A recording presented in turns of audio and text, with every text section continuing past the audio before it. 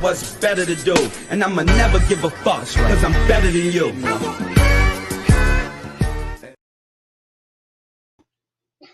What's good? This is your boy Internal Sadist. And this is gonna be part two to the travel videos basically. So I'm going to talk about part two to Date-Cations basically. So this is going to be part two, Date-Cations. Basically, what I'm going to talk about this time around is basically your simple things like I'm going to touch on like subject matter and stuff like that, and subject matter and like things to do to better your chances, stuff like that. So it's going to be pretty nice this time around. And I'm going to use this one right here, this avatar right here, because. So this one's going to be about, I'm going to touch on the best way. I'm going to touch on the best ways to meet women and get laid. And if travel actually improves your sexual marketplace value and stuff like that.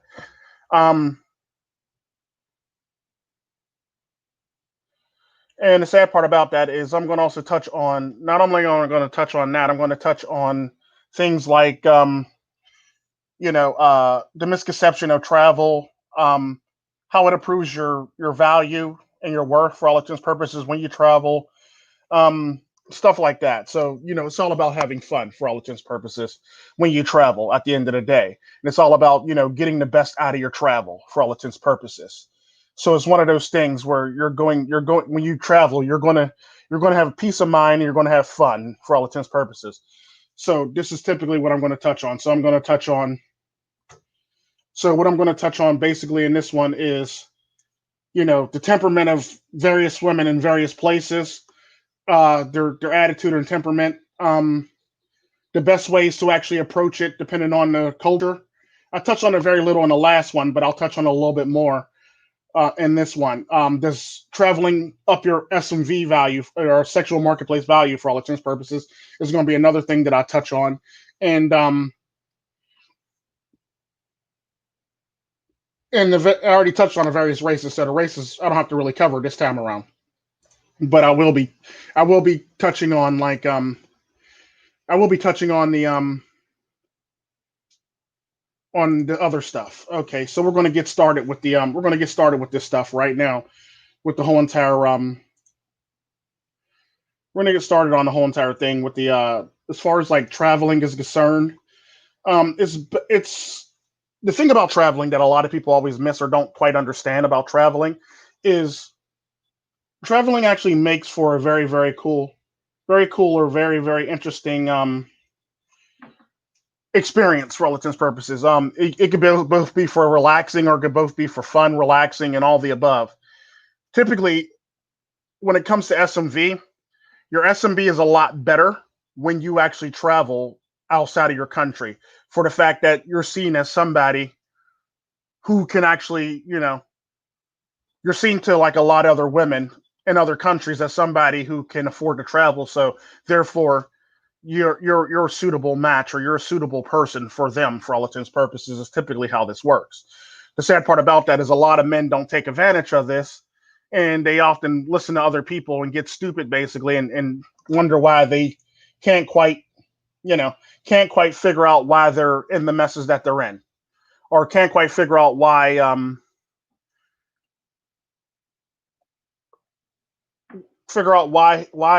exactly is he doing what he does, or why exactly, they can't really quite figure out. It's like they just want to be a part of it for all intents and purposes, the best way I can describe it to you. So it's one of those things where they just want to be a part of that. And they want that life, and they want to be a part of what you got going on for yourself for all intents and purposes. So it's one of those things where you got a bunch of women from other countries who see you as value. The sad part about that is, yes, it does up your sexual marketplace value if you travel. The sad part about that is, if you've ever noticed, even in America, women want a man that travels or as well traveled for all intents and purposes, despite the fact that she very rarely travels or very rarely goes anywhere. And if she does go somewhere, 9 times out of 10 or 10 out of 10 times, she's going on to somebody else's dime. So typically, Women like men who actually travel. This is typically one of those things. So traveling actually does up your sexual marketplace value, which is actually pretty interesting if you believe it or not. Even in your own country, it ups your second sexual marketplace value. The thing about it is, what it does is it actually shows that you're well traveled and you can actually afford to actually go places. The more stamps in your book, the more sexy you are, basically. And it's typically one of those things. No, the more let me rephrase that. The more stamps in your book, the more likely you're financially stable. Sorry about that. Which actually, in the eyes of women, actually is kind of sort of sexy to women because they want to be able to spend your money, or they want you to spoil them or spend money on them for all intents and purposes. Is typically how that works. So how it works is, by traveling, you're upping your S&V value to women in your country because you're just going places. And typically, if you ever work with a bunch of women, they always talk about places that they want to go or going and stuff like that. And women tend to live more vicarious through you when you travel more than they do. You see what I'm saying? Especially if you work with a bunch of women, they tend to live more vicariously through you, and they develop this image of you for all intents and purposes. And it's typically that one saying that I always say when it comes to trolls. And I actually coined this first with my one coworker because I was like, look, I don't know what to tell you, but you make me sound much more rich than I really am, lady. And I appreciate that, but I'm really not that rich. She goes, I can't tell the way you be traveling and doing all this extra stuff. And the sad part about that, it's not the fact that I'm doing all this extra stuff, and it's not the fact that I'm traveling. It's more or less the fact in her eyes, because I travel so much, I'm obviously rich. And I will admit this, sometimes I do tend to be on the same schedule as a jet setter. So it's one of those things where it's like everybody thinks I own a private jet now. Like, no, I don't own a private jet. Like, I wish. I just happen to pick flights and they happen to be going the right way at the right time, basically, and I happen to time things right throughout the week. It's typically how I do it. Like a good example, if I'm going to Costa Rica, 9 times out of 10, I'm going to Costa Rica on a Tuesday. It's just how it usually happens for all intents and purposes. The best way I can describe it to you is basically how I pick my flights and when I know where I'm going to get a direct flight to Costa Rica and when I can't get a direct flight to Costa Rica. So it's one of those things where I keep in the back of my mind when is a good chance to travel and when is a good chance to come back, basically, to make it fast. A good example of that is, I believe, what I want to say the best direct flight back from Costa Rica would be on a Sunday, for all intents and purposes. So I'm just laying that out there. But it's one of those things where I plan it to the point where, like, I'm very meticulous, so I know when I'm coming, when I'm touching down, where I'm touching down, how long the flight is, and when I'll be at the airport or my destination either way. So it's typically one of those things where it's like it kind of sort of shows that you're comfortable with your flight and itinerary, for the fact that you're not worried about making it to your next gate, you're not worried about anything. So when you're actually traveling like this, you actually exude confidence unbeknownst to you, for all intents and purposes, is typically how that works. So when you're actually traveling like this, and you're actually traveling and you actually know your stuff and you actually study the layout of the city, because typically I always say, any country I go to, give me about an hour with a map or less, hour or less with a map, and I'll pretty much be able to walk, travel, or hike or taxi anywhere in the country for all intents and purposes. Is typically how it works. Just give me an hour with a map because I usually study the map while I'm eating, and that's typically usually how I get comfortable. Like, I'll start eating and I'll start looking at the map and I'll look at all the different places where I'm at right there, how far this place is from this place as I'm eating my food for all intents and purposes. So it's one of those things where I make myself very comfortable with my surroundings via map, and it's one of those things where, like, if I have time, I typically would go out and, like, just walk around the city and get lost for a little bit on purpose. Um, Typically what happens with that is I eventually find my way and I get better directions on top of that. So if the map is, like, a bit confusing or if it's outdated, because there's sometimes where, like, you'll go to a country, like, good example of that is in Costa Rica. Um, Google Maps sucks in Costa Rica. Just throwing that out there. If you ever travel to Costa Rica, don't use Google Map. Um, there's a map I think called Zoom that you should use if you go to Costa Rica, and several other countries. It tends to be a better map for all intents and purposes. Um, but yeah. So typically, I basically do it to basically get my bearings so I can know how far from this spot or how far. Because usually the restaurant that I eat at in the hotel that I'm staying at are usually points of reference for me. So that restaurant that I'm eating at while I'm actually, studying the map is a point of reference for where I need to go from the restaurant. And usually it's a little bit further away from my hotel, the restaurant that I'm actually eating at. That way, I have a point of reference on this side and I have a point of reference on that side. That way, when I start leaving the hotel, when I leave my when I leave the diner or restaurant, I don't look like a mark or nobody wants to pickpocket me while I'm traveling abroad. So the sad part about that is me studying the shit actually makes me look like I have a shit ton of confidence, and women like confidence. Women love that confidence. And I'm typically like that because like I've learned as a mercenary that, it's better to do it that way and study your surroundings because you never know what you'll get yourself into. That way you have a complete, almost like map style 360 view of your surroundings and environment for all intents and purposes. That way, if shit happens, you basically know your environment to some extent. You may not know it perfectly, but you know it to an extent where, like, if you need to like run down an alley or do something like that or get out or avoid somebody that's trying to pickpocket you or somebody just in case you get into some shit. Basically, I typically think like that for this reason. So when I travel, I could be on my P's and Q's and on my toes. But the sad part about that is it's seen as like a bit of confidence for the fact that I'm not scared because I know what I'm going to do just in case shit happens, or I know what I'm going to do just in case this happens. Basically, typically based on my knowledge of the map and my surrounding streets. Basically, this is typically where I walk around lost on purpose. Yeah, and I typically walk around. I'll walk around any country or city lost on purpose.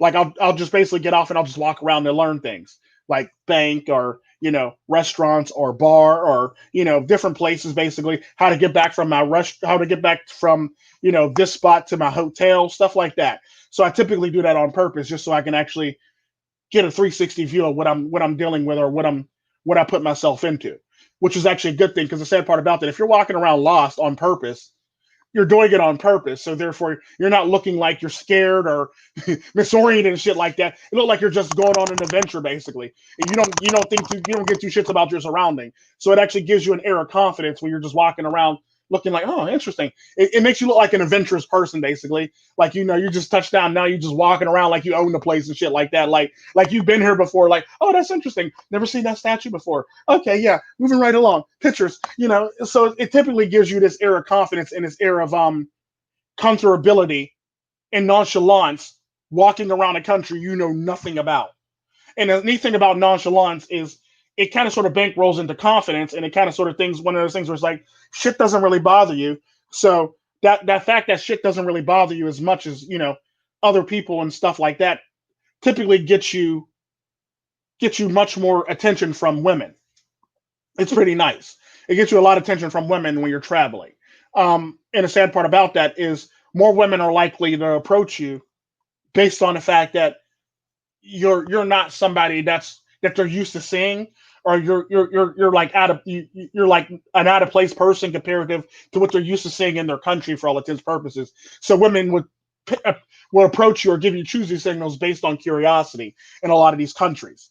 That's one typical way how I meet women in other countries for all intents and purposes. I basically make them come to me, or I basically just do stuff. Or my favorite is if I'm somewhere. Oh, can you tell me where such and such is? I'm new here. I don't know where I'm going. And the sad part about that is after I get done asking them, they'll point me the way, and I'll just walk right off like I know where I'm going. I've been down that street before or some shit like that, and I'll just walk right off. And the sad part about that, I do need directions, but the sad part about that, to them, it's one of those things where like, wait a minute, why do you ask me for directions if he walks off in confidence?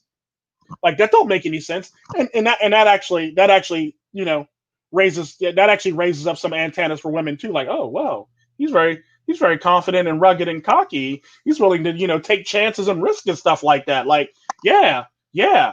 And that's typically one of those things that you could do too. I mean, it's one of those things where like you just never look like a mark or never look like you're lost.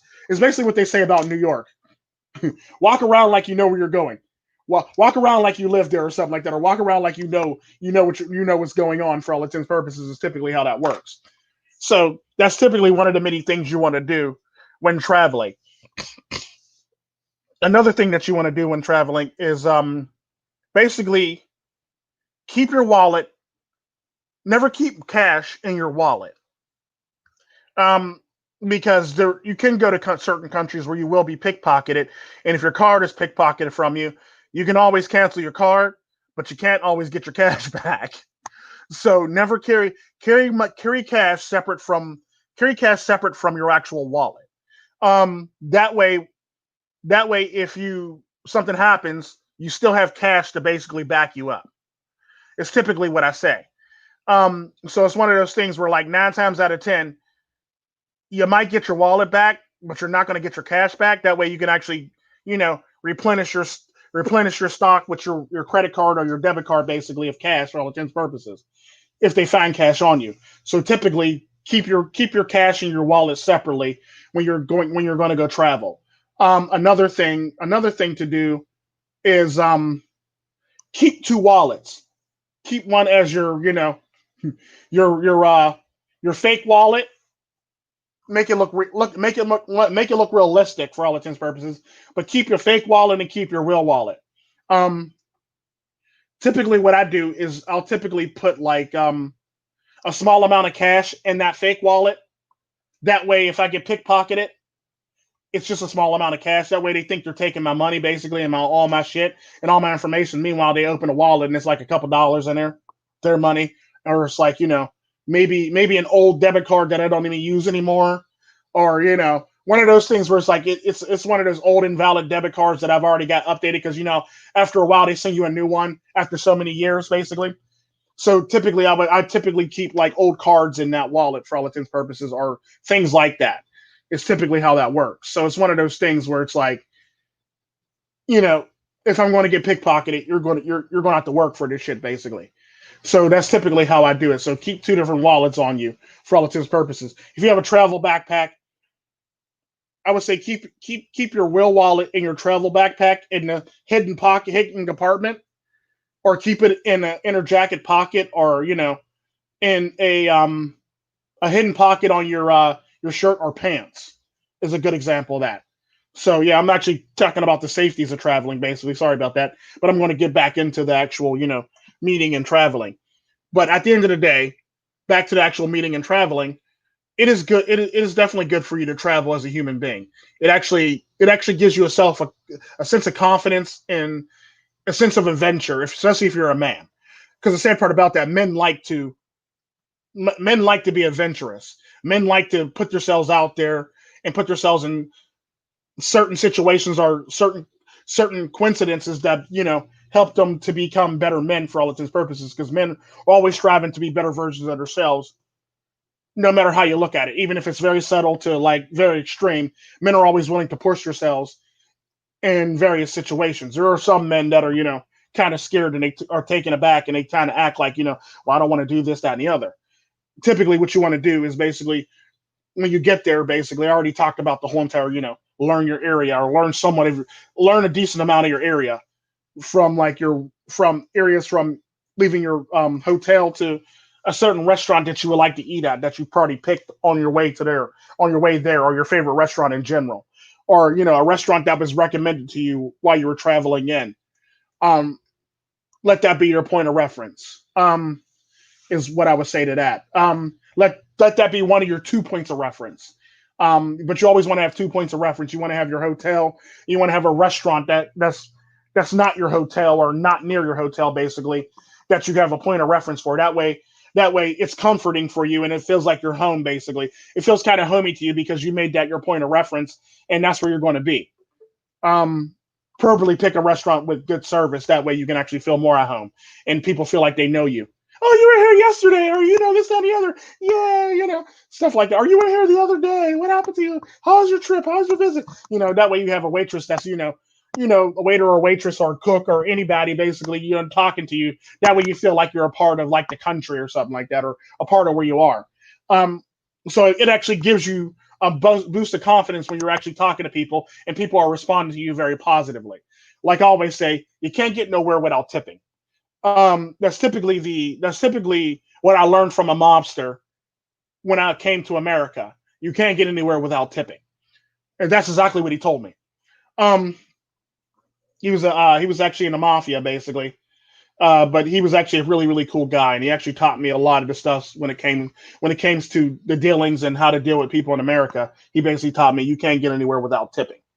Um, that being said, when it comes to travel and it comes to women, depending on the country, a lot of the countries that you'll travel to, especially like Eastern Europe and I'm going to say Middle Europe, like your countries like your countries like Germany, Poland, like I would say your countries like Poland, Germany on over typically tend to be more a bit more conservative. So not really conservative, but like conservative enough when it comes to sex, basically. So typically countries like that, the women tend to be like they're about their sex, but they tend to, don't be telling everybody, keep it to yourself type thing. So if they trust you enough not to be, plastering it out there all over the place, they'll have sex with you. If you're handsome, they'll have sex with you. If they trust you enough not to put their information out there or their business out there, they'll have sex with you. What's up, George Lopez? Welcome to the stream. So typically, a lot of these countries from Eastern Europe, from Middle to Eastern Europe, basically, your best bet's to basically keep your sex life private, especially Scandinavian countries. So I would say the Scandinavian countries I mean, let's say all the Scandinavian countries and all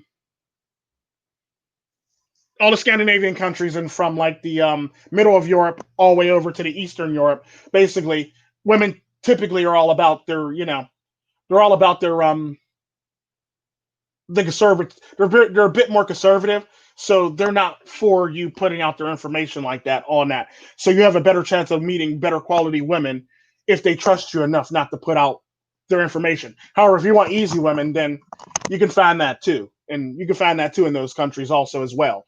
But if you want women, that are a bit more better quality, like a good example of that is what I mean by that is if you want a girlfriend when you come back to that country, basically, that I would say your travel girlfriend basically for that country, or the ludicrous song "I Got Hoes in Different Area Code" type thing.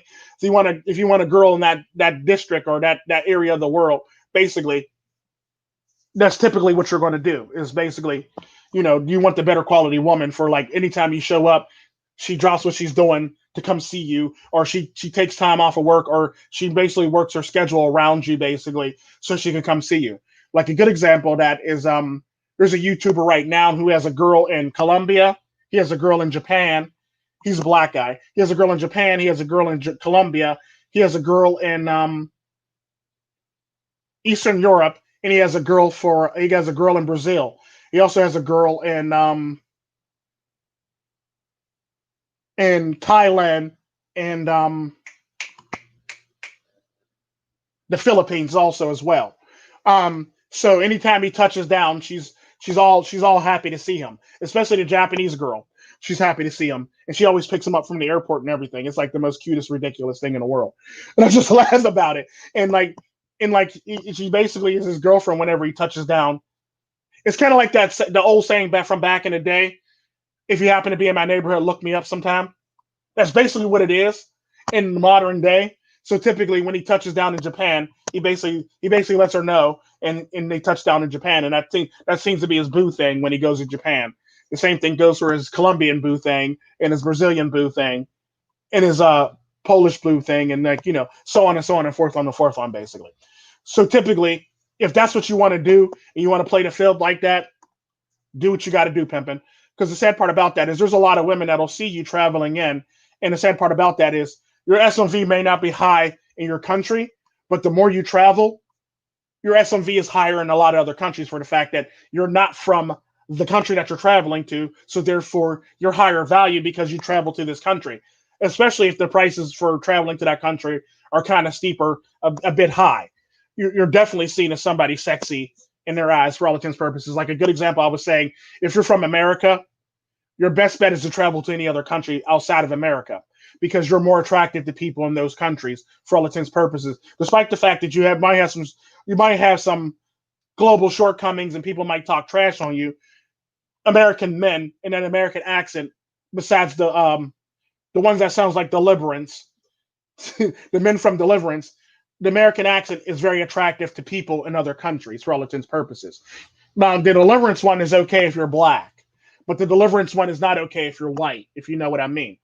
So the deliverance one tends to actually hinder you if you're white traveling outside the country. So if you sound like them from deliverance and you're white, you might want to work on your accent or work on trying to, make it very subtle or make it go away. Um, if you're black, you're perfectly fine because for some odd reason, that whole entire black thing and that deliverance thing fits well for all of that deliverance accent fits well for all intents and purposes.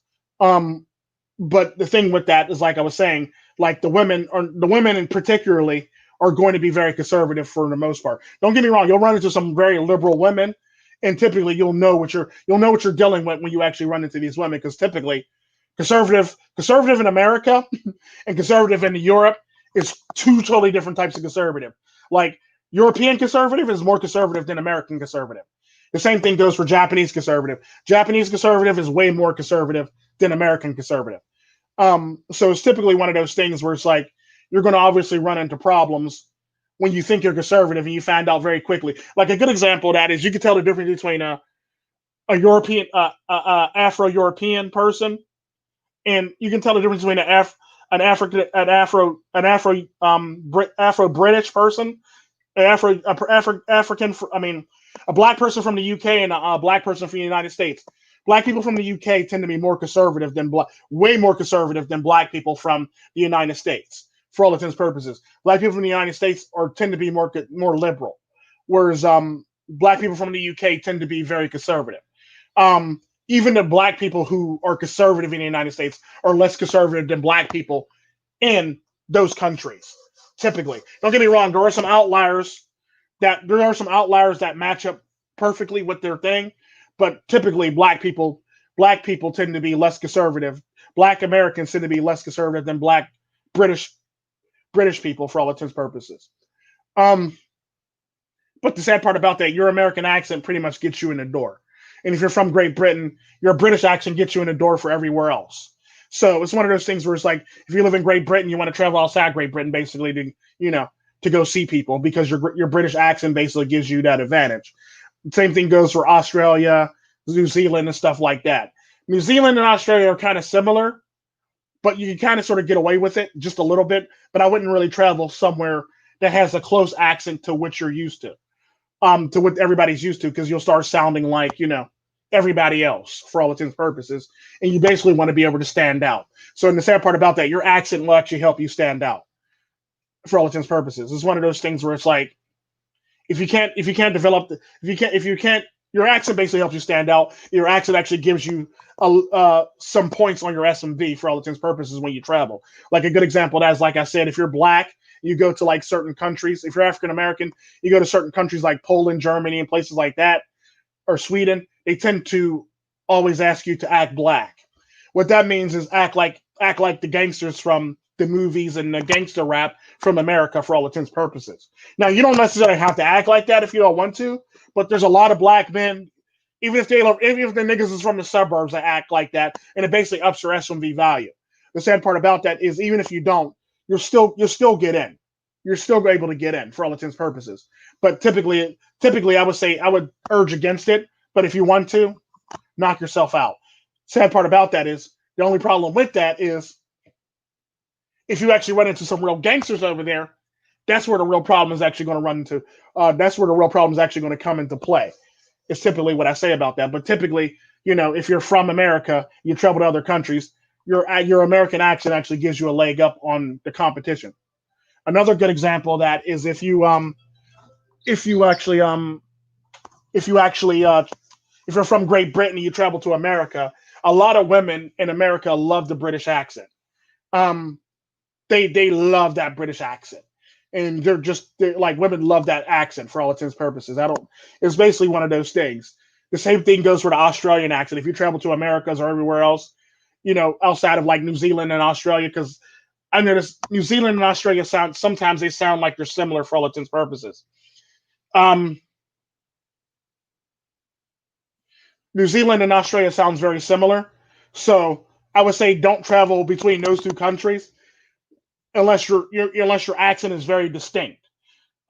is the best thing I could tell you. So travel to like Great Britain, travel to America, travel to Canada, travel to Latin America, travel to anywhere else besides your country or a country that's similar, has a similar accent to your country.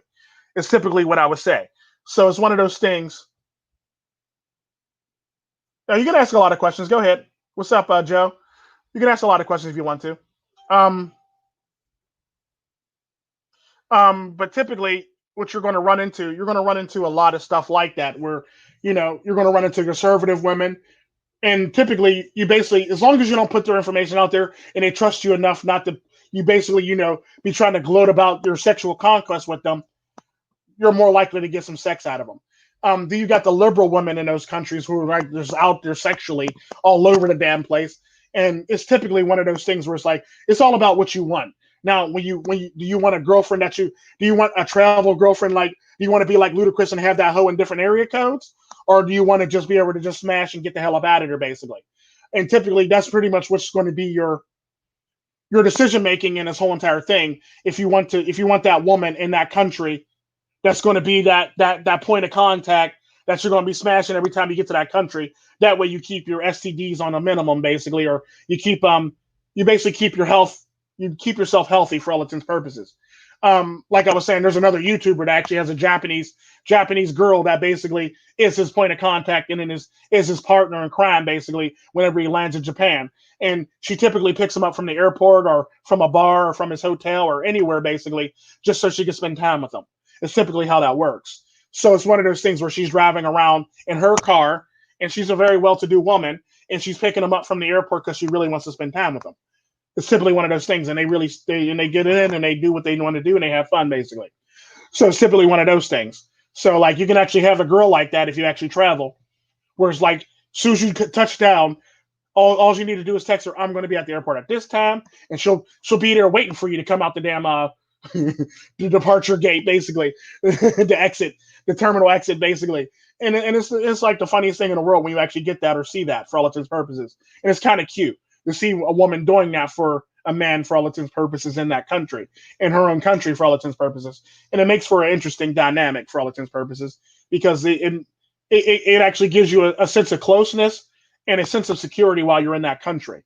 I talked about other things at the beginning of this about like, being very strategically sound when you get to that country. So if you want to see that, that's at the first half of this video. And I'm only like 30 something minutes in, but yeah, it's pretty much the first half of this video.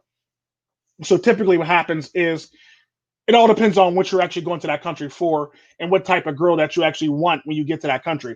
Do you want like some stable thing, so when you go there, it's all about you?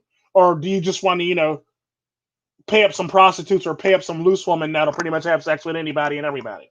So that's typically what you're looking for. It's typically all about what you're looking for when you get to those countries. So basically you have the girlfriend experience, or you can have the I'm just trying to smash as many girls as humanly possible experience. It's typically how that works. I will say this.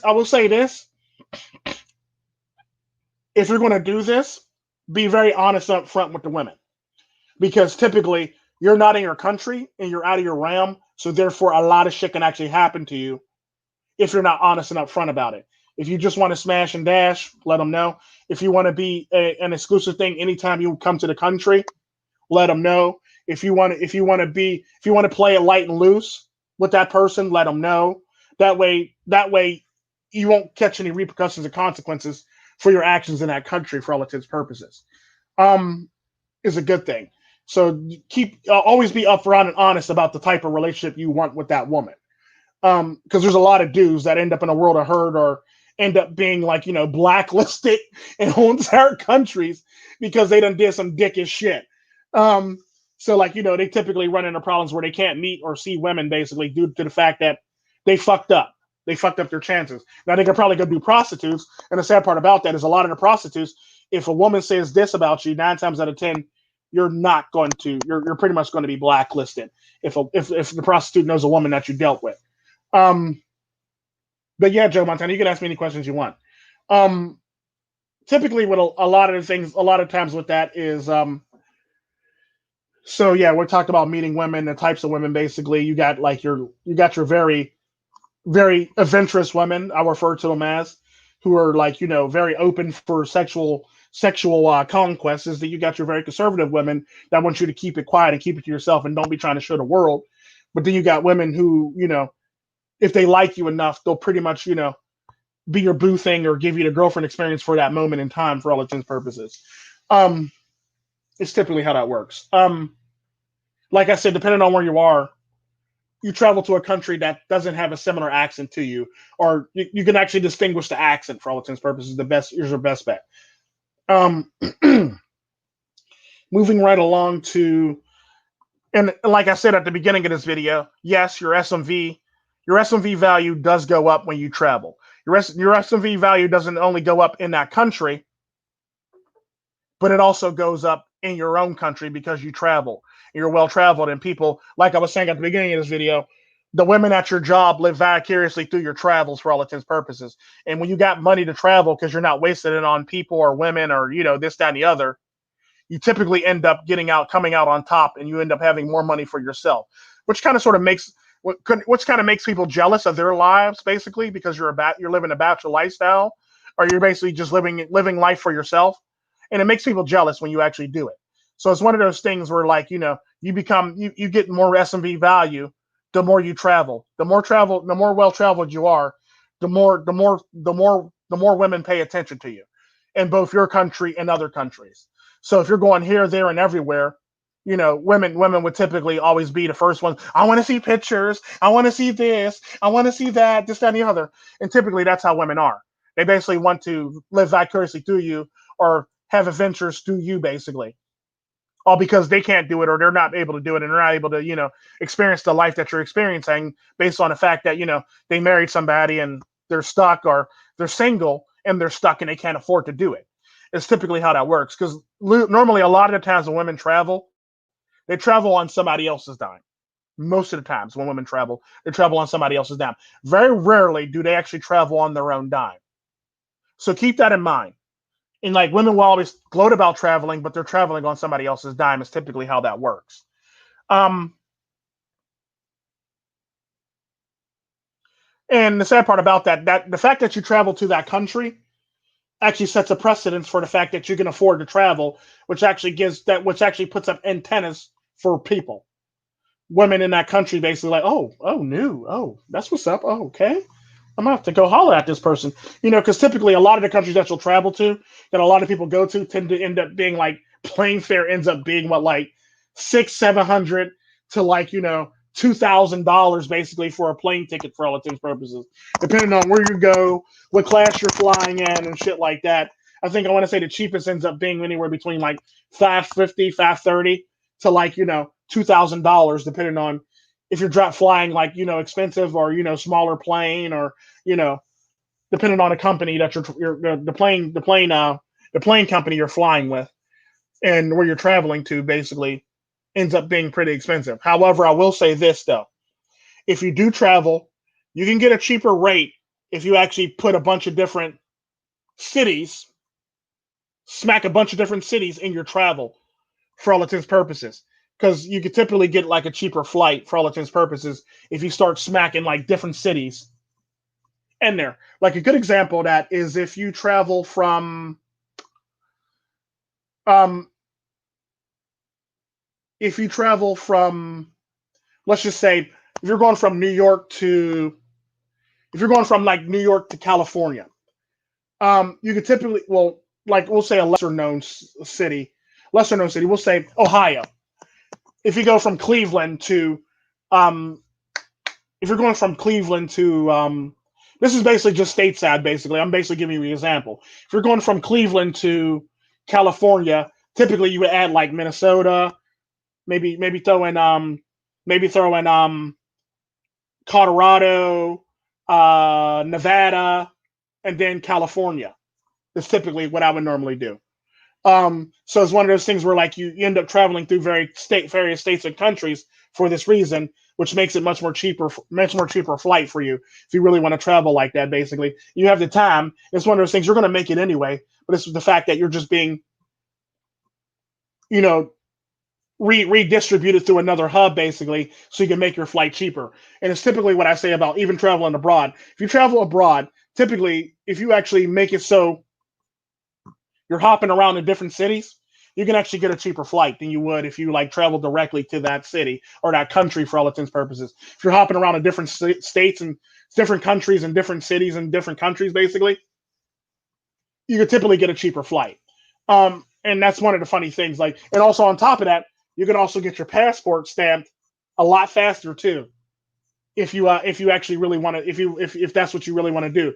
Like a good example of that, if you're going to be traveling to, we'll say Iceland, I would say stop off in Great Britain, stop off here, stop off there, and then go to Iceland basically, or stop off in Great Britain and go to Iceland basically. That way you get a stamp for, if you're in America, if you're an American citizen, you get a stamp for Great Britain, you get a stamp for Iceland.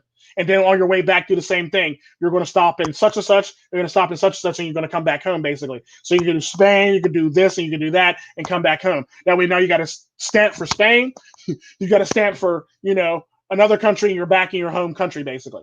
So typically, you can actually bolster your stamps in your passport book, and you could actually make it cheaper for you to fly basically, because it's one of those things where it's like now you got a book passport. You damn there basically you want to make your passport basically you want to make it cheap for you to fly so you can actually have more fun with your money and make your money stretch a long way when you get to that country. So typically, if you actually pick multiple destinations before you actually get to your destination, you can usually get a cheaper flight. It's very rare where it's more money to do it that way.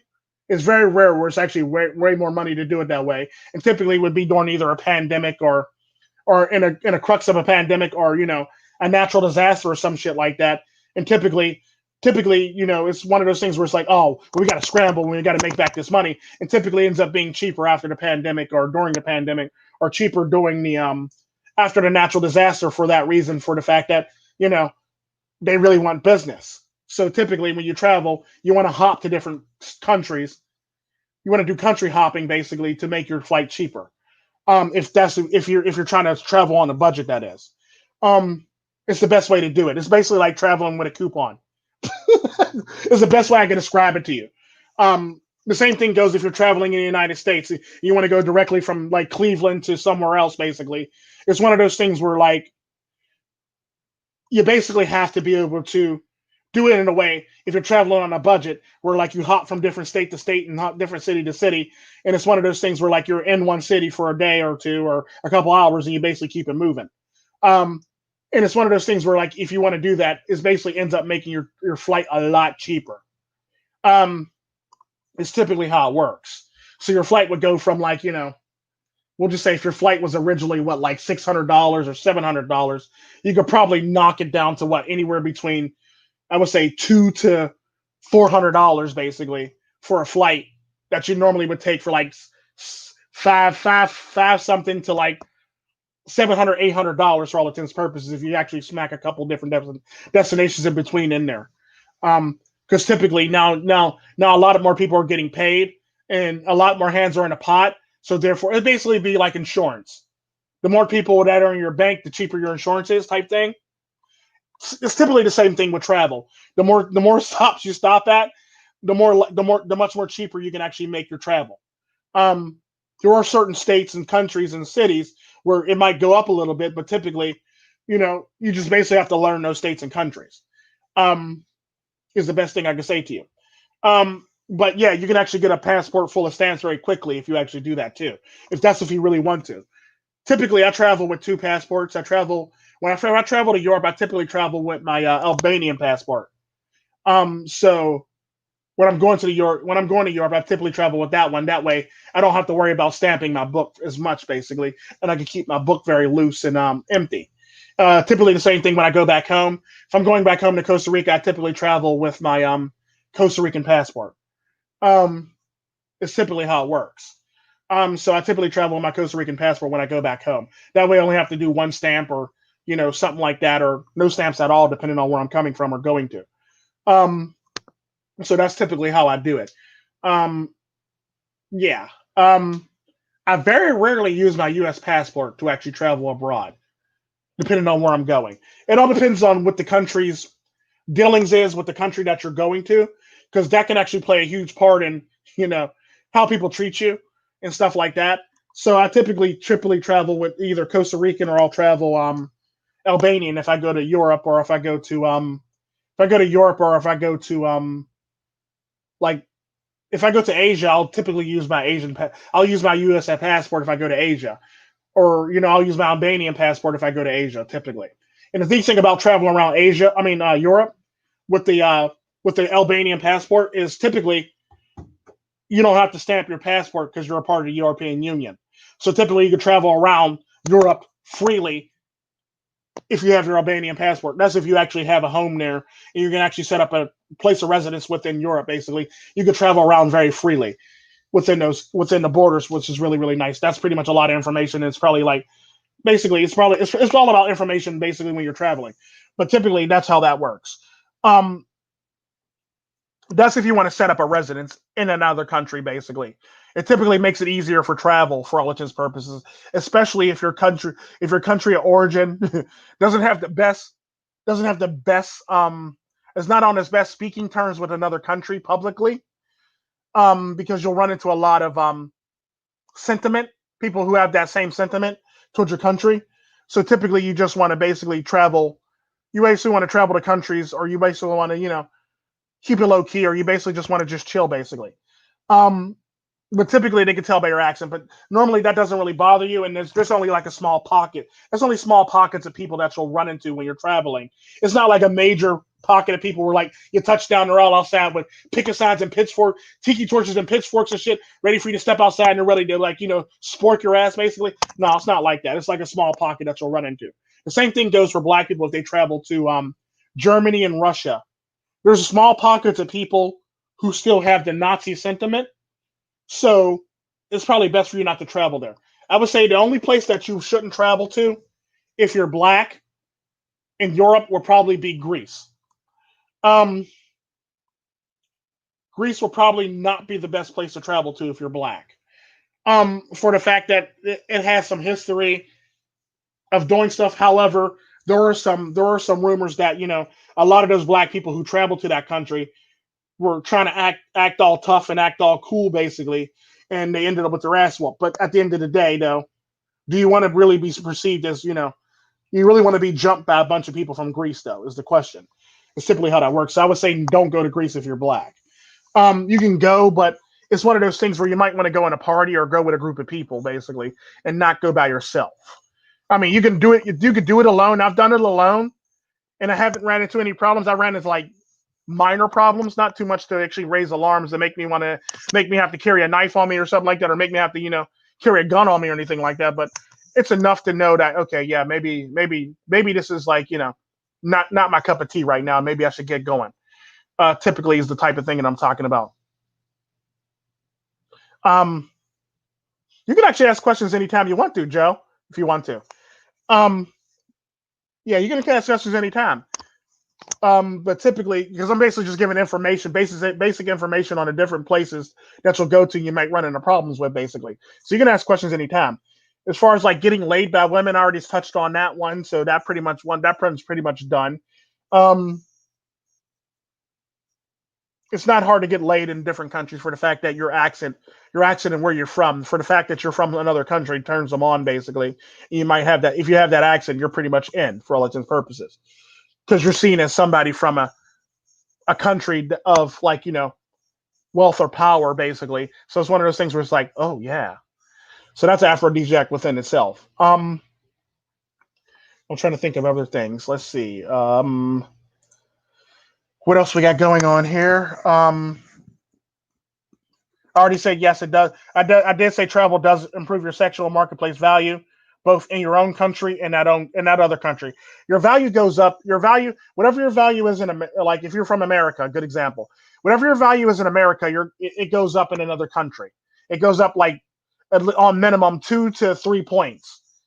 2 to 3 points in that other country for all intents and purposes. Whatever your value is, I would say 2 to 3 points minimum. Um, Depending on where you go to in your accent for all intents and purposes. Another thing that I've heard from people that discourage people from traveling is, well, you might as well not go there. Or somebody will say, I've heard somebody say this stupidly in my live streams a couple times. Well, if you can't get a girl in your own country, you can't get a girl in another country. Actually, you can. You actually really can. The sad part about that is that's people who actually those are people who are jealous of your travels, and those are typically people who typically can't travel as much as you can. That'll typically say some shit like that, or they'll basically try to discourage you from traveling for all intents and purposes. It's typically how that works. So never listen to motherfuckers who say stupid shit like that, because it's basically their jealousy or them throwing shade on you traveling for all intents and purposes, or them trying to say that you ain't shit basically in another country. When in fact, if you travel to another country, it ends up being very very nice for you to travel to basically and get outside your country, because you find out very quickly not all countries are like your country, and not all the women are like your women. The sad part about that, even though feminism is in a lot of these Western world countries, what I've noticed is if you're from outside your own country, if you're from outside of that country, you typically get better leeway with a lot of these women, typically, is what I've noticed. So even if you're black, white, Chinese, Puerto Rican, Asian, whatever the heck you want to be, you typically get more leeway if you're not from that country, typically. So they're less apt to actually, berate you or say stupid shit to you like they would to men in their actual country.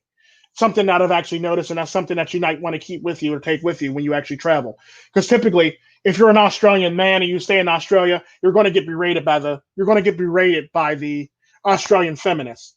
If you're an American and you're in America, you're going to get berated by the American feminists. The same thing goes for Canadian. The same thing goes for Great Britain and any other country that basically has a shit ton of feminists in them.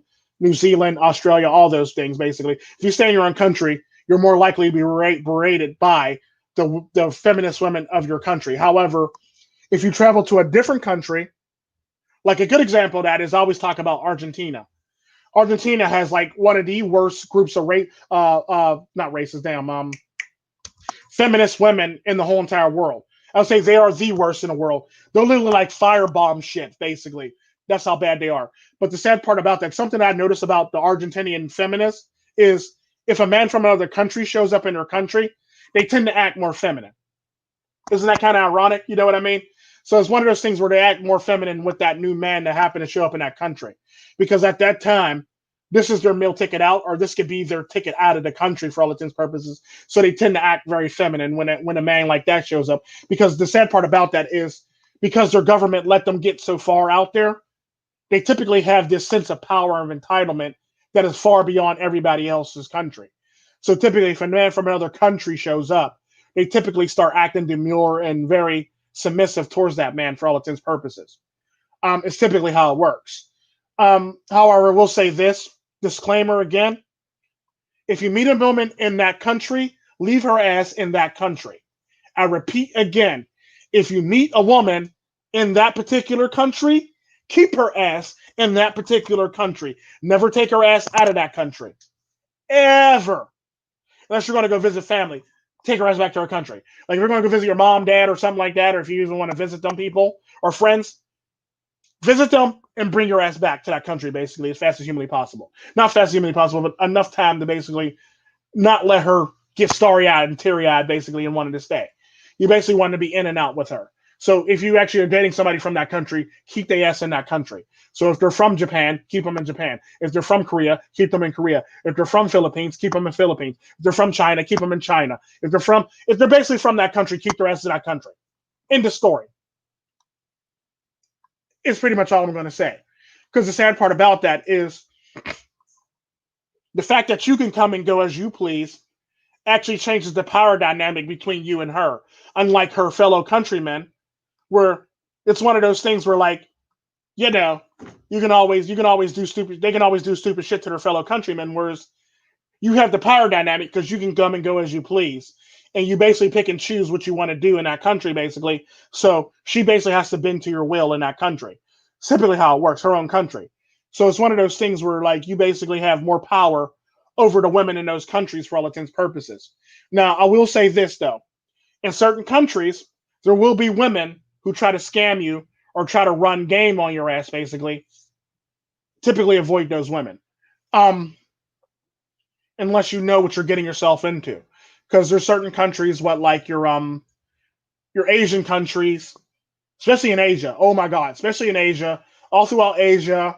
Um, and if you get in trouble in like Japan or something like that, and somebody, a woman or people scam you in Japan, the police will typically take their side. That's one thing that I did know.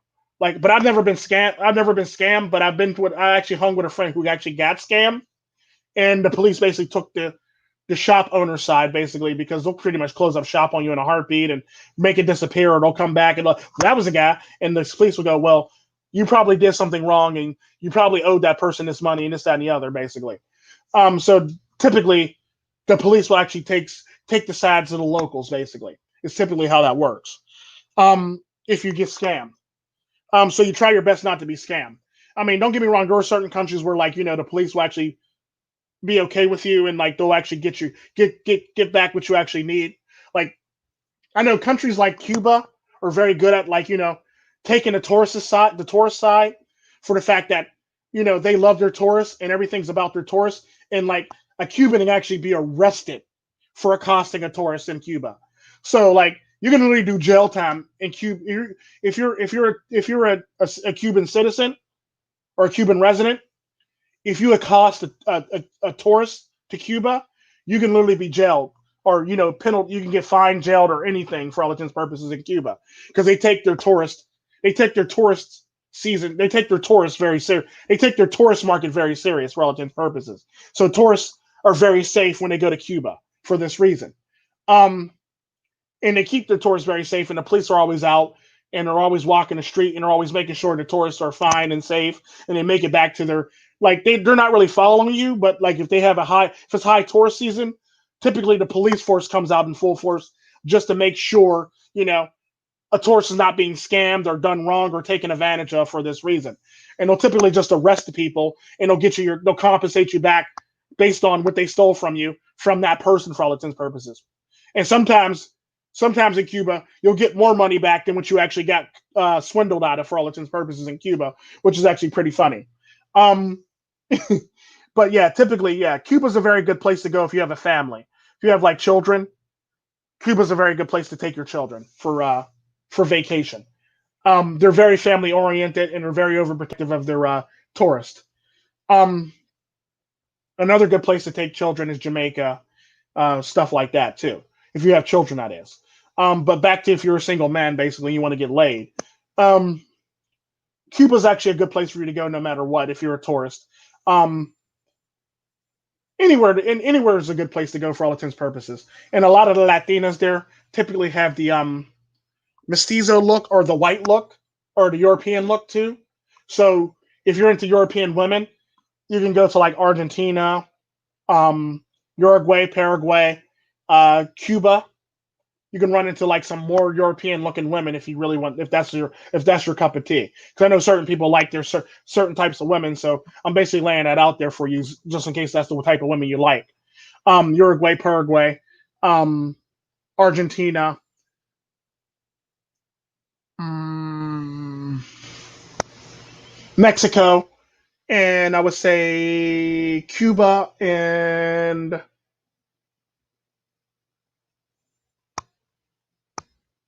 that's about it. I would say, yeah. Um, It's typically how that looks. If you want that European look, that's typically the countries you want to travel to in Latin America. Um, let's see. If you want, I can't really think of anything else to say. Any questions, basically? Any questions from anybody in the comment section here?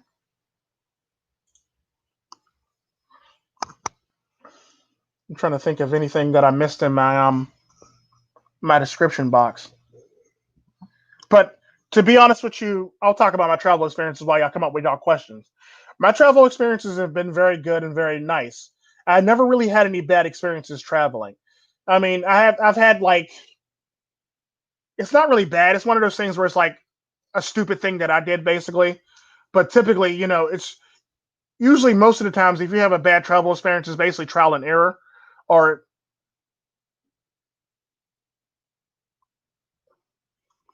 it's simply one of those things where you'll end up it's like lesson learned type thing for all intents and purposes. But I've never really had any bad experiences traveling. Um, Typically, I would say if you're black, I would avoid like Northern Africa. It's typically what I would say if you're black. So avoid Northern Africa, like anywhere from Morocco all the way over. Basically, avoid it if you don't have to go there. I mean, if you're going to go there, go in a group basically, or go with a group of people. Um, and make sure that group of people actually care for you and actually will check in on you for all intents and purposes. Don't be going with some lackadaisical people that that forget that you're on a trip with them. But it's a good place to go to Morocco and places like that. But it's one of those things where you want to go in a group. To be honest with you, if you're black. Um, let's see, travel experiences. Um, a lot of the countries that you'll travel to, they do speak English. Um, they typically do speak English for all intents and purposes. Like I was saying, a lot of the countries, especially if you go to the touristy areas, a lot of those people speak English or another language for all intents and purposes, and they can help you.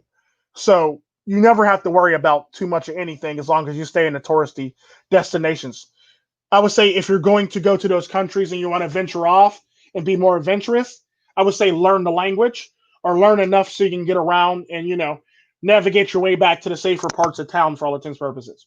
It's simply what I would say. So learn enough of the language to actually navigate yourself back if you're going to be more adventurous. If you just want to be able to speak English and travel around, I would typically stay in the touristy destinations where people speak a decent amount of English. Because typically in the touristy destinations, they basically hire people who actually speak multiple languages so they can actually help your ass out for all intents and purposes. Um, let's see. So your first question is, what's the easiest country in Latin America and your Eastern Europe to bang for an Asian guy? I touched on the last one. Um, Basically, the easiest countries in Eastern Europe would be like your Russias, your Ukraines, your Russias, your Ukraines, your Belaruses, um, and all the countries that are more on the Asian European side, basically. Then you also got all the countries that were a part of the original USSR for all intents and purposes. Then you also got your I would say Germany, um, Germany, and most of the Dutch speaking countries for all intents and purposes are very good to actually go if you're an Asian guy. Um, yeah, most of the Dutch speaking countries, Germany and places like that, like so your Belgiums, your places where they speak a dialect of Dutch for all intents and purposes. Um, it's typically good. Um,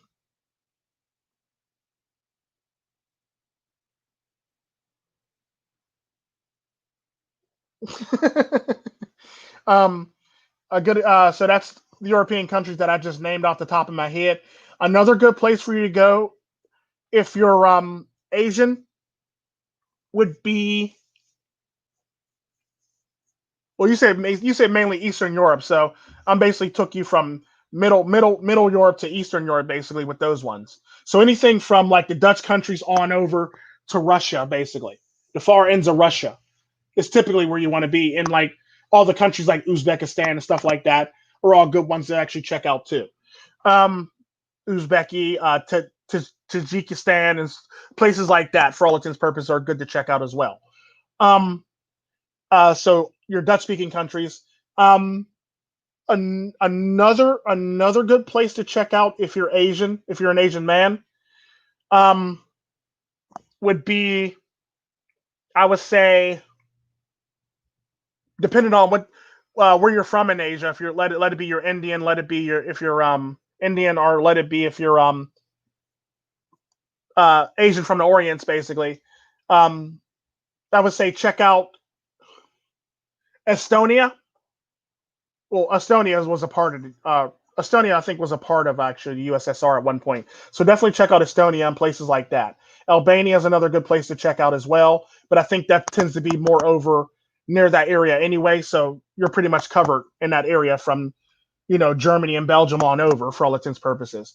I would say definitely check out Portugal, and I would say check out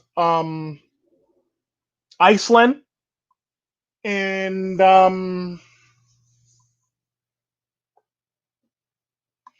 Iceland, and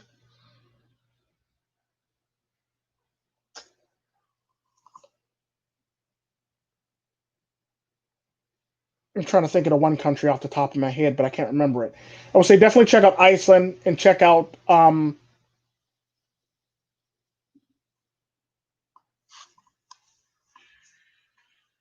Iceland. Um, Iceland definitely check out. I would say Sweden might be a decent spot for you to check out as well. And that's about that. As far as Latin America, I basically named the countries that you should definitely check out. Um, Cuba, Uruguay, Paraguay, Argentina, um, Colombia, um, Venezuela, Chile, and Peru. Most definitely check those places out. Brazil's also a good place to check out too if you're Asian. Um, it's typically how that works. I would say if you're going to go to any countries in Central America, I would say check out Costa Rica. Definitely. I'm always gonna root for Costa Rica because I'm from Costa Rica. Check out Costa Rica. Check out Nicaragua, Mexico, and I would say Belize and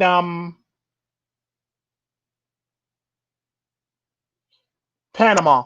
You can check out Panama if you want to too. I mean, that's always a good destination to check out as well. Um, and and another place to check out too if you're feeling very adventurous.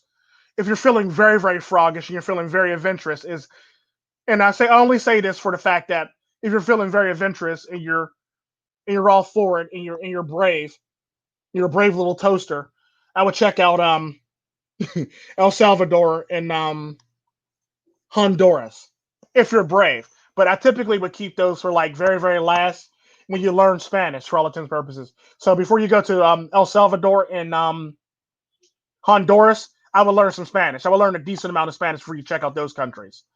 It's typically how that works. Um, yo, I'm in Orange County. Who's that? Who's that good for? Would you say you're in Orange County? Orange County, typically orange people from. What you mean people to travel to your country? I mean, travel to Orange County. Typically, British men are good to travel to.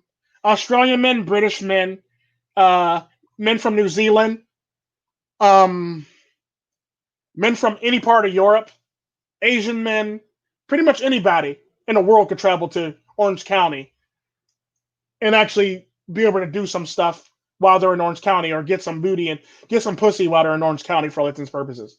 Hell, a Jamaican could travel from Jamaica to Orange County and get some pussy. That's just keep it at 100. Um, it's typically how that works. So everybody's pretty much able to travel from any country to Orange County to basically be able to get some women. Is a good example. What's up, Yam? I am from OC. What city are you? Oh, nice. So y'all both live in the OC. Y'all both Asian. So y'all both are basically SoCal. Y'all both are probably SoCal Asians, basically. Nice. Y'all should link up. Let's see. Is it hard? Is it hard here?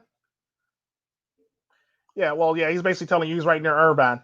A lot of it's hard here. A lot of the women are stuck up. Yeah, but the sad part about that, like I said, that's typically one of those things where like you have to travel from.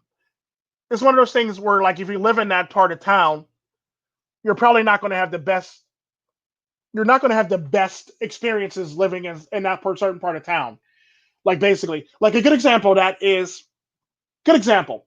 If you're from, if you're going to travel within intercontinental United States, basically, it's typically better to travel to another state to meet somebody than it is to actually meet somebody in your own state. It's typically how that works. For the fact that you're not a local, you stand out, and you have a certain look or accent about you for all intents and purposes. Is the best thing I can say to you, Joe Montana. So if you're going to travel, if you're going to try to meet somebody in your own country, I would typically travel to another state to do so.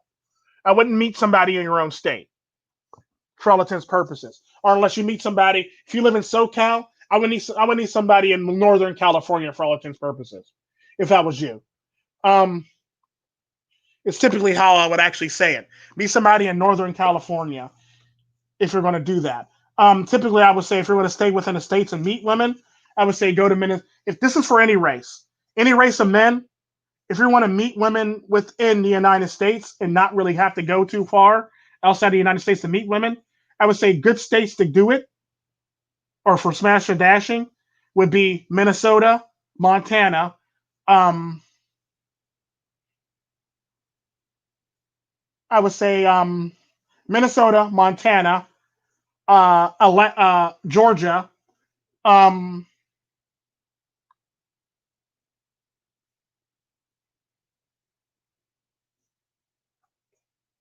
Minnesota, Montana, Georgia, um,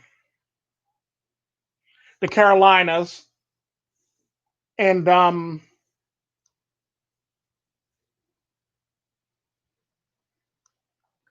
Wisconsin. So typically, any of the states that border Canada via like either water or via water, or the border basically. Well, except for like the crazy ass ones all the way on the far side of the United States, like Oregon and stuff like that. Washington, I mean, was it Washington? Yeah, Washington. Don't go to Washington, but like anything on the eastern, like going towards the middle to the eastern seaboard, basically that touches Canada, are all good states to go to actually meet women within the United States. Atlanta is a good place to go if you just want to smash. I mean, you can meet women there if you want to and get into a serious relationship, but typically, I would avoid. Typically, I would avoid trying to get. I mean, don't get me wrong, you can get a relationship in Atlanta, but it's one of those things where it's like mainly Atlanta is good for smashing and dashing, but you can meet good women in Atlanta for all intents and purposes. Um, oh wow, y'all are not too far off from each other. Nice.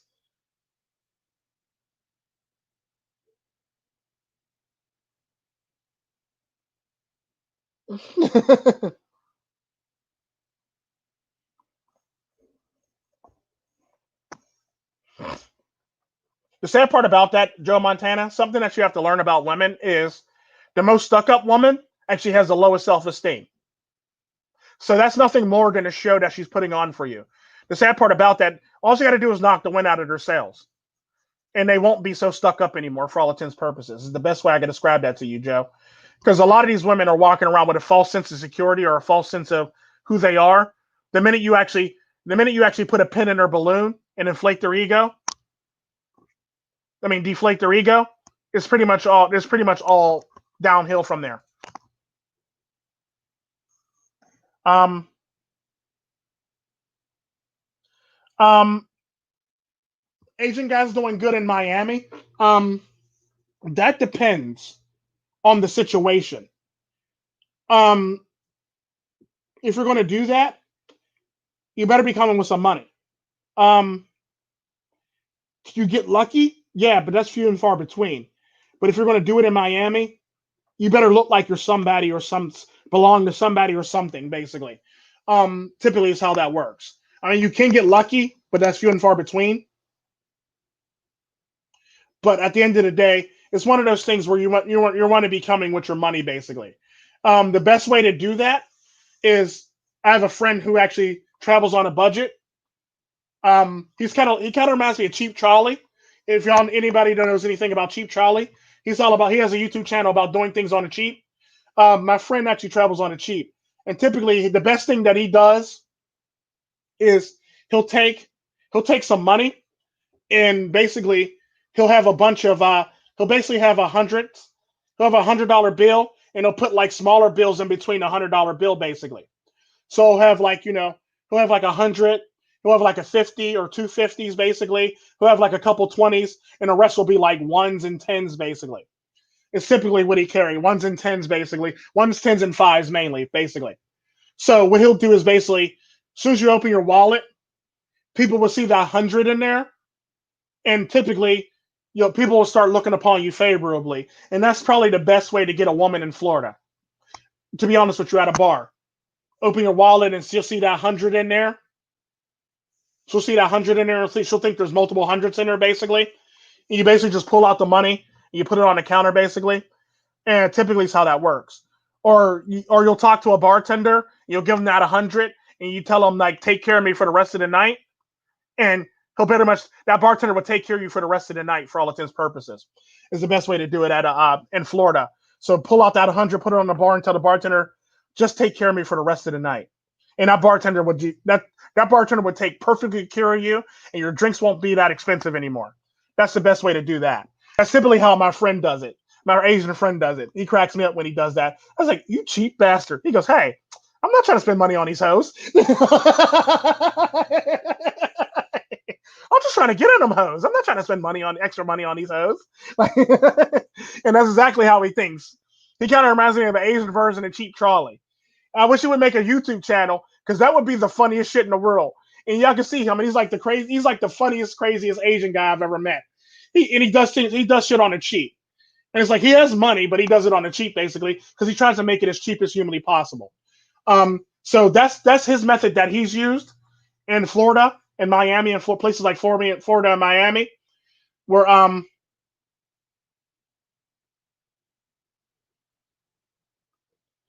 well, no, all you got to do is basically make it look like you actually have some money, basically, and a bartender take care of you the rest of the night. And the bartender, matter of fact, the sad part about that is that same thing when he went to Florida is that bartender, he'll put that $100 on a bar for the bartender, tell him, take care of me for the rest of the night, this, that, and the other. That bartender would actually be your wingman the rest of the night, too. If a woman rolls up on you, or hook you up with a woman, too. They'll hook you up with women, too. Like that bartender the bartender, let it be a woman or a man. They'll basically take care of you. They'll actually, send women your way and stuff like that. They'll send, they'll be your wingman and shit. They'll play you up, or, they'll pretty much play you up and shit like that, too. Like they'll play you up, they'll play up your character, or sell up your character, basically, make it sound like you're somebody amazing and shit like that. So definitely take that approach too if you're going to go there. But it's one of those things where, like, if you're going to go and you're not going to want to do it that way, like my Asian friend, you're pretty much going to have to bring some dough with you, basically, or you're basically going to have to be game tight for all intents and purposes if you're going to do that. But typically, if you bring some money, or if you get in with the bartender, is a nice way to do it. Basically put $100 on her and say, take care of me for the rest of the night. And the bartender pretty much got you. They'll be your wingman. They'll be your salesman. They'll be your wingman. They'll be your salesman. They'll be your hype man. They'll be your MC. Like they'll basically be everything you need them to be, basically, if you take care of your bartender for all intents and purposes in places like that. So typically, you want to make sure you want to take care of your bartender for that reason. This is typically why I say you can't get anywhere without tipping. That's basically what that mobster told me. That Italian mobster told me. You can't get anywhere without tipping. So it's typically one of those things where, like, you basically want to get yourself the best chances on the cheap for all intents and purposes. I'm not going to say my friend's name just in case, because I don't want to dox him or put him out there like that. But he's on my travel channel with me sometimes when I'm traveling too. It's typically how it works. So it's one of those things where it's like you actually get to meet him and actually see him in action and shit like that, and do some of the most amazing shit. It's typically how it works. And no, he's not a pickup artist. He simply just, he likes traveling on the cheap. He don't want to spend no more money than he has to, basically. It's simply how he rolls. Like, his flight costs enough, so he doesn't want to travel. This is the one where, matter of fact, this is the one where I actually learned the whole entire, take a bunch of connecting flights. The more cities you drop in your flight, the cheaper your flight would end up being. He's the one that actually taught me about that. So typically, he'll basically take a flight from, like, anywhere in the United States to another part of the United States, and he'll pick, like, random cities in between to travel to, on top of the layovers and the stops that you have to stop at any damn way. It'll basically take that, and it'll basically pretty much state city hop, basically, and end up with a cheaper fare. Is a good example of that. So he taught me about the whole entire thing of doing that, because he does that himself. Like, anytime you'll run into a flight that'll set you back like $400 or $500, You can usually get a flight for like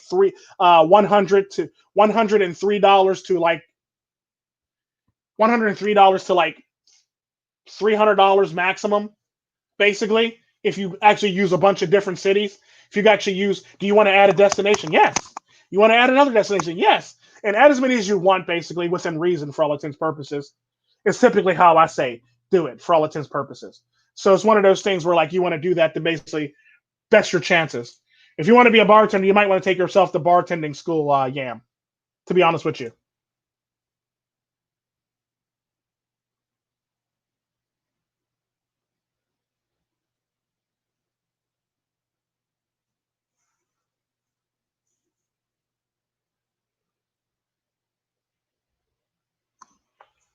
It's simply how that works.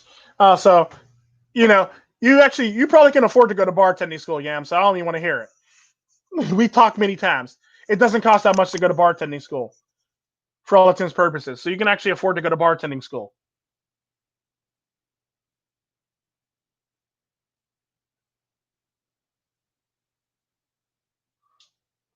Key Moonlight, yeah, you would be a guest. That's considered guest bartending, but you would have to get good at what you do for all intents and purposes and sell yourself.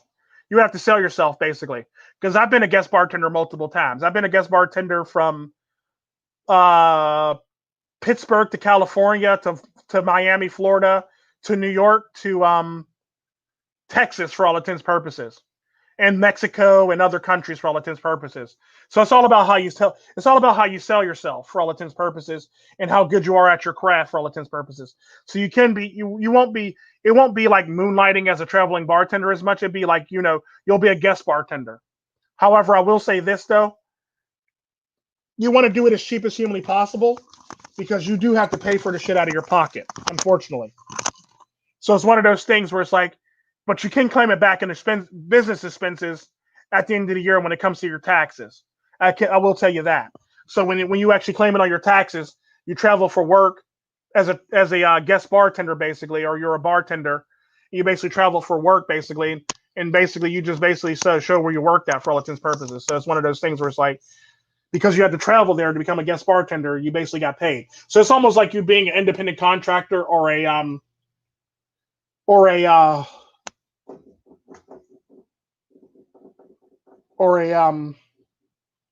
a guest spot basically. So they'll either write you one of two things will happen. Either they'll write out a contract with you to keep on doing it, or they'll basically just write you a check.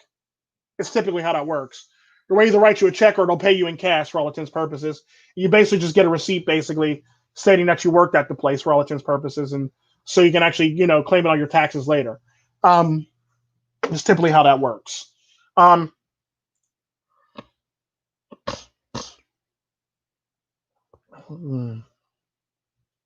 um, you can do it. You have the personality, so you can actually pull it off. Especially in Orange County, you definitely have the personality for that. So I can see you being a bartender.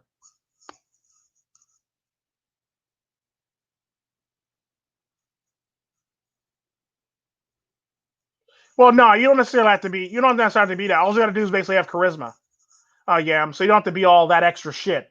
Just have some charisma. You have enough charisma anyway.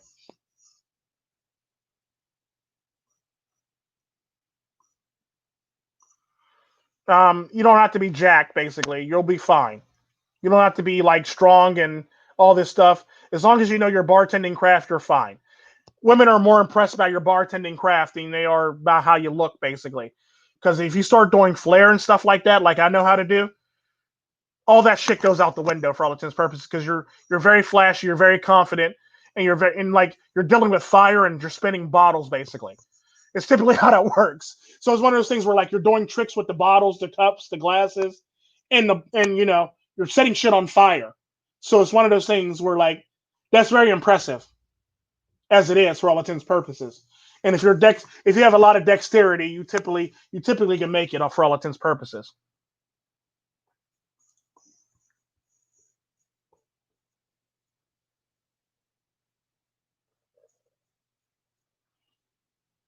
How do I get to travel as much, and how can you do the same? A lot of the times when I travel, like most of the times when I actually travel, I travel privately, but like I travel all basically on my own dime. But a lot of times I travel on my own dime. But like a small majority of the time, I'm either traveling for somebody else or a company and they pay for it basically. But majority of the times when I travel, I basically it's one of those things where like I plan in advance. I don't care if I even have the money. If I have the money, I always put aside money for the travel for all intents and purposes for this reason. That way, I teach my children basically how to save a buck or two. Typically, what I do is like if I have a trip in the next 3 years, or whatever trips I have in the next 3 years, I basically save up money for all those trips in the next 3 years. It's typically how that works.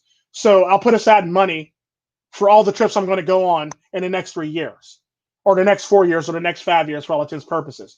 So typically, how that works is whenever I get done with one trip, I start saving towards the next trip and the following trips, basically. So typically, how that works is I start putting aside money in an account, my travel account, basically. I have a travel account where I just put aside money. So when I travel, I basically have that money there, so I ain't got to worry about shit. It's typically how that works. So it's one of those things where like I get a general, I get a general pricing on how much this shit's going to cost me, and I adjust for inflation just in case prices go up for Lord knows whatever reason for all intents and purposes. It's typically how I do it, and I typically just put money aside, and that's basically how I do it. Another way to do it is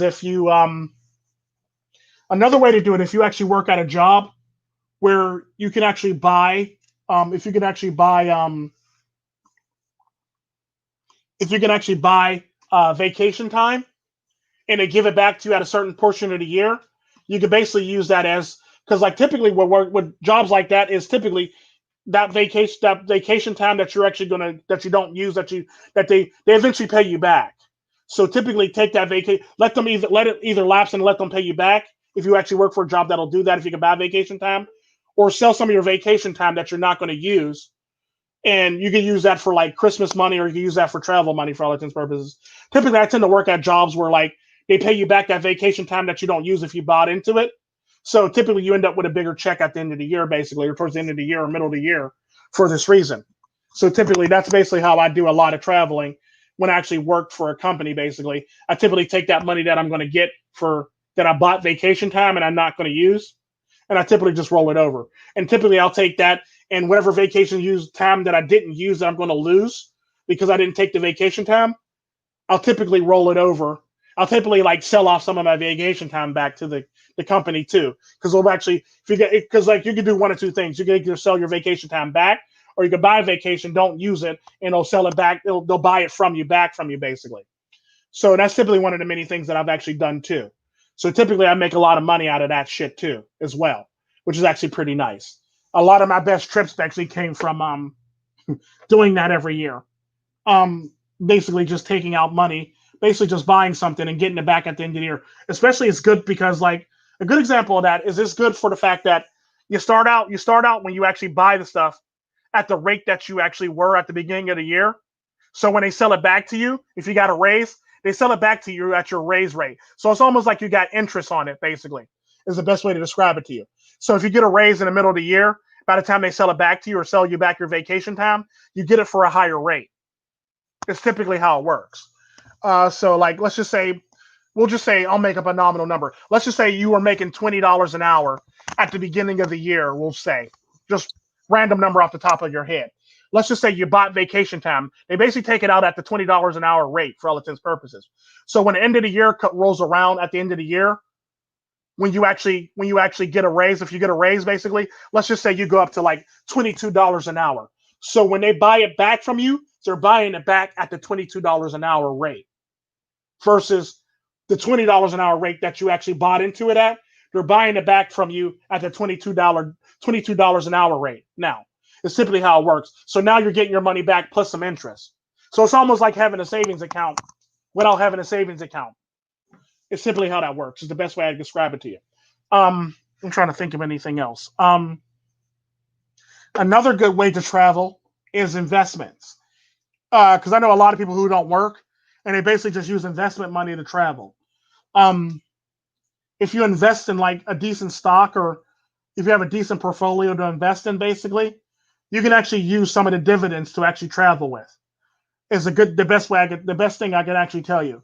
Like use some of your dividends to travel on, basically. Now, not all dividend checks will be like big enough to actually just be like, I'm out.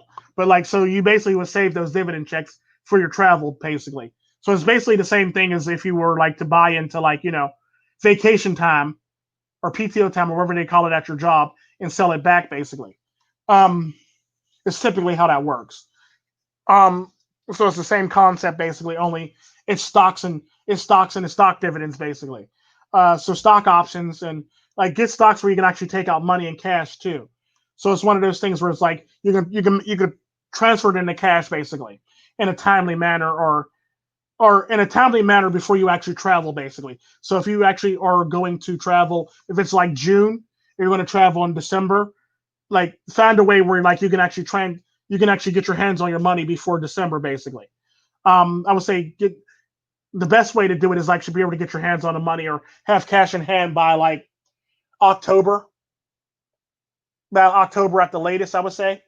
I mean, November is good too, but you don't want to be stressed out the last minute hoping it's coming. So I would say get stocks where like you can actually get your hands on it by at least 2-3 months before you're actually travel out. You're flying out for all intents and purposes, or get stocks where you can actually convert it into cash and get it in your hands much faster for all intents and purposes. Is the best way I can describe it too.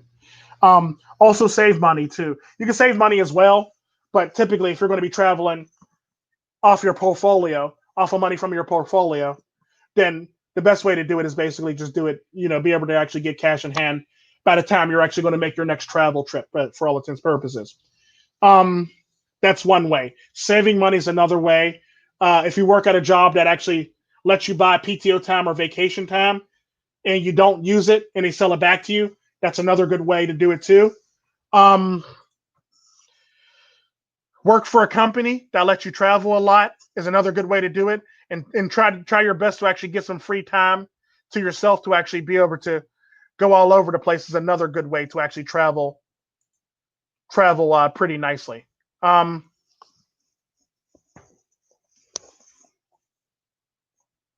Is the best way I describe that to you. So yeah, you'll pretty much run into things like that as well. I'm trying to think of anything that I missed so far. I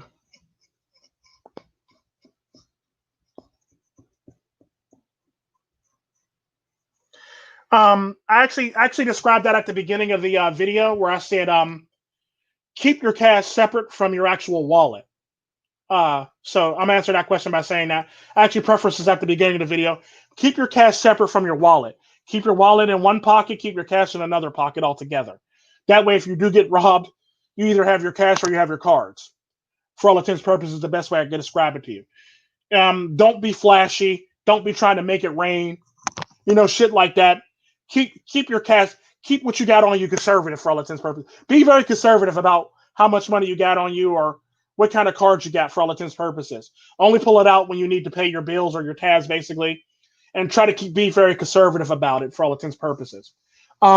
Another good example of that is because I travel a lot. I typically wear a travel backpack, and basically what that entails is there's a secret compartment that's close to the back of your back.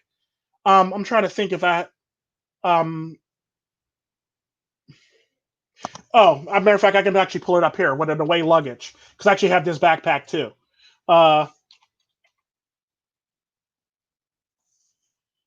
Basically, I would carry a backpack that has a secret compartment or a day pack or a travel pack. I basically refer to them as travel packs. Typically, these are the packs that have like a compartment that a person will really have to be trying to rob you to get to for all intents and purposes. So it's one of those things where it's like they literally have to be trying to rob you for all intents and purposes. I'm about to pull up the type of backpack to carry for all intents and purposes.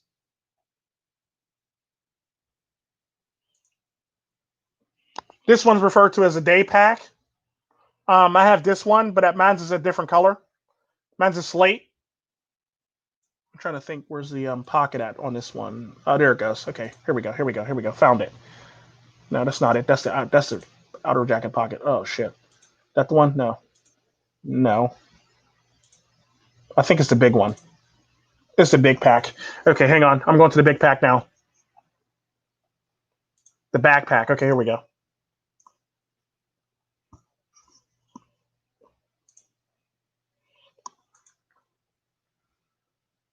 Let's see where we at. Where we at? That's the beginning pocket. That's the back pocket.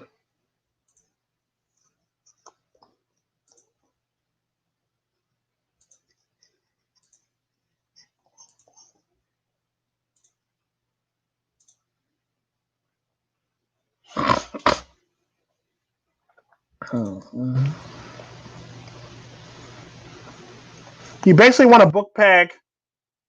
You basically want a book backpack with a pocket like. Where'd it go?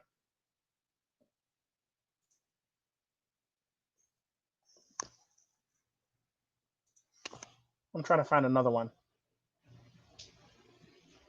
Okay, I'll just use this one as an example. Typically, you want a backpack that looks something like this for travel, because it's just better that way. You don't have to worry about being robbed. Typically, it's how it works. So basically, what you're looking at is the away luggage, basically. Typically, you want a backpack. Now, I'm going to point at this. I'm going to try to make this a bigger screen. All right. Basically, what you want is basically a backpack that either has a pocket like this, or you want one with a zipper pocket that comes across the bottom of here, right here in this area. Like it'll be a long zipper pocket where you can actually hide stuff in. Or you want one with a zipper pocket that's on the sides right here somewhere. That way it's close to your back and people actually literally have to work to actually rob you for all intents and purposes.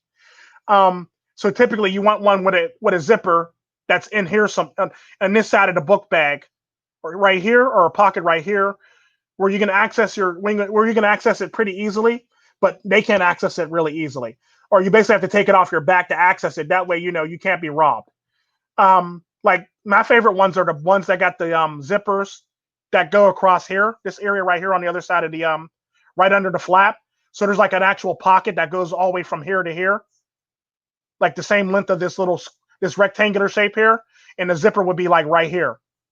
So I can actually slide stuff in there very quickly and zip it back up and put it on my back. And the person would literally have to be like, the person would literally have to be walking with me at a very fast pace, basically, or a very slick pace to be able to unzip it, dig behind my back, and take out the shit for all intents and purposes. Or you typically want one like this. I really don't suggest this one for the fact that it's open. They do have one. However, they do have one with a zipper that you can access very easily, so you can actually slide it into. So they do have a zipper one on the inside where like you slide it in and it zips shut for all intents and purposes. But typically you want one with a zipper. Another good example of book bags that you want for travel is ones that you can actually lock. They have like a thing where you can lock the zippers. So you'll take it and you pretty much put the zippers in a little lock thing. That way somebody can't open your book bag and rob you for your laptop and shit like that. So typically I carry travel backpacks for this reason. I'm gonna try to pull up another one with the zippers on it. That's fairly cheap.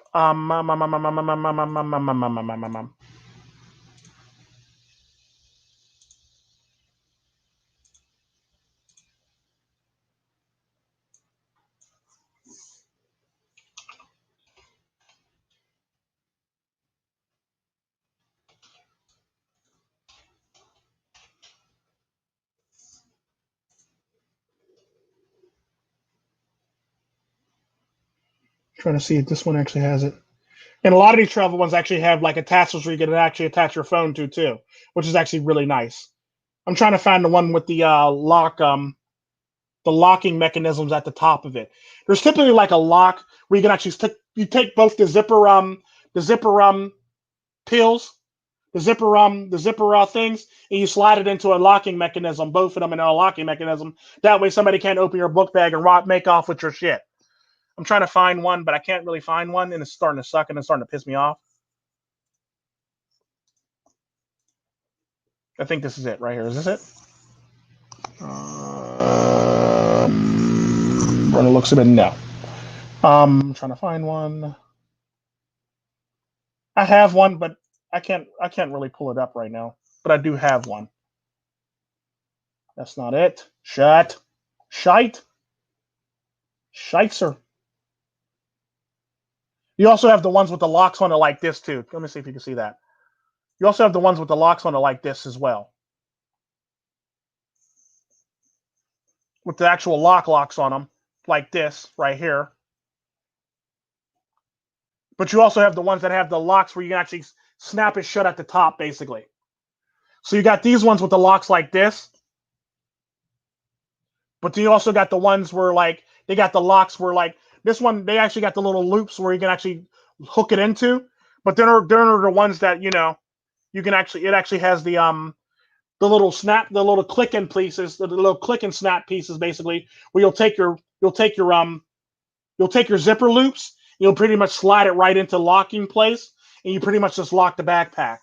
So typically, you want to carry backpacks like this when you travel. I believe this one also has the secret compartment behind it as well. Let me see.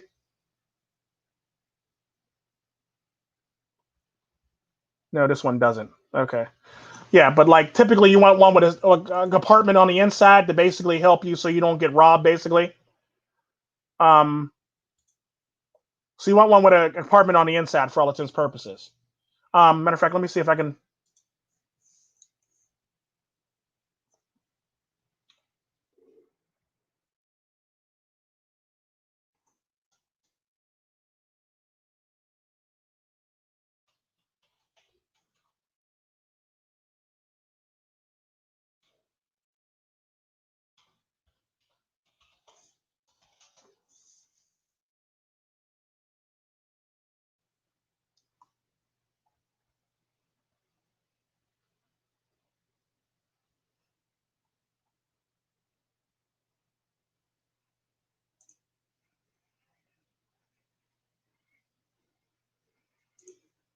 Yeah,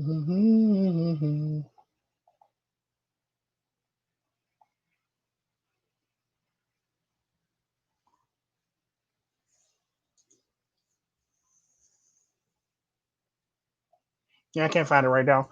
But typically, yeah, you want one with a zipper on the inside, so you can actually put your passport and stuff like that and keep it safe. For all intents and purposes, you want to be able to keep your wallet and your passport safe for all intents and purposes. And typically, it makes for a good backpack for the reasoning that you don't have to worry about stuff like being robbed and shit like that, or when you travel through airports, basically you ain't got to worry about being pickpocketed. Typically, my rule of thumb is when it comes down to it. I said this at the beginning of the video too. Is I typically carry two wallets. One's my false wallet, and the other one's my real wallet. But I put like a little bit of money in the false wallet basically to make it look real, and I'll put like older cards in there that expired basically. I'll typically put older cards that expired in that one too. So typically, I'm walking around. So if I get robbed, I'm getting robbed for older cards and a couple dollars, basically. It's typically how that works. So I carry a false wallet for that reason. And I usually put like ones or something like that, or, low denominate bills, basically, in that one. That way, I don't feel like I've been robbed for a shit ton of money, basically. It's typically how that works. So that's typically how I actually travel. I'll travel with two wallets, a false wallet and a real wallet, and I'll typically keep my real wallet. I'll typically keep my real wallet in the little secret compartments behind me on my backpack, or I'll keep it in a secret pocket with it. If it's like a cold country, I'll typically keep it in a secret compartment within my jacket. Basically, is typically how it works. But I typically keep my jacket zipped up because it's obviously cold outside. And I try my best to always keep my eye on my jacket or move my wallet repeatedly just in case somebody try to walk up on my jacket and try to pickpocket me. It's typically how it is. So if I go into a place that's warm and I take off my jacket, I typically like move my wallet to multiple different places, basically. So, I typically do one of those things where it's random. So that way they don't have like an actual thing, so they can't keep a beat on me on where my wallet actually is. Or I'll like just pull money out of my pocket. Or a good example of that is my false wallet. I'll pull out my false wallet where I'll pull out my cash. Like I'll pull my cash and my false wallet out at the same time. Like I'll pull my false wallet out of my back pocket and I'll pull my cash out of my side pocket. And I'll open my wallet and I'll basically make it look like I'm pulling cash out of my wallet, basically, when I'm really not. And I'll typically take money out of there and I'll put it up on a counter, basically, to pay in cash. Or I'll pay with a card, basically. I'll pay with a card for all intents and purposes, and I'll slide it back in like my I'll slide it back in my actual inner jacket pocket, or I'll slide it into the pocket with my actual cash. and I'll basically move it when somebody's not paying attention to where I'm actually putting my cards at for all intents and purposes. But I make it look like I slide it back into my fake wallet. So if somebody tried to actually get me from my fake wallet, they'll basically just get my fake wallet with expired cards, basically. It's typically how that works. So it's all about a sleight of hand, in securing your stuff so you won't get robbed. Um,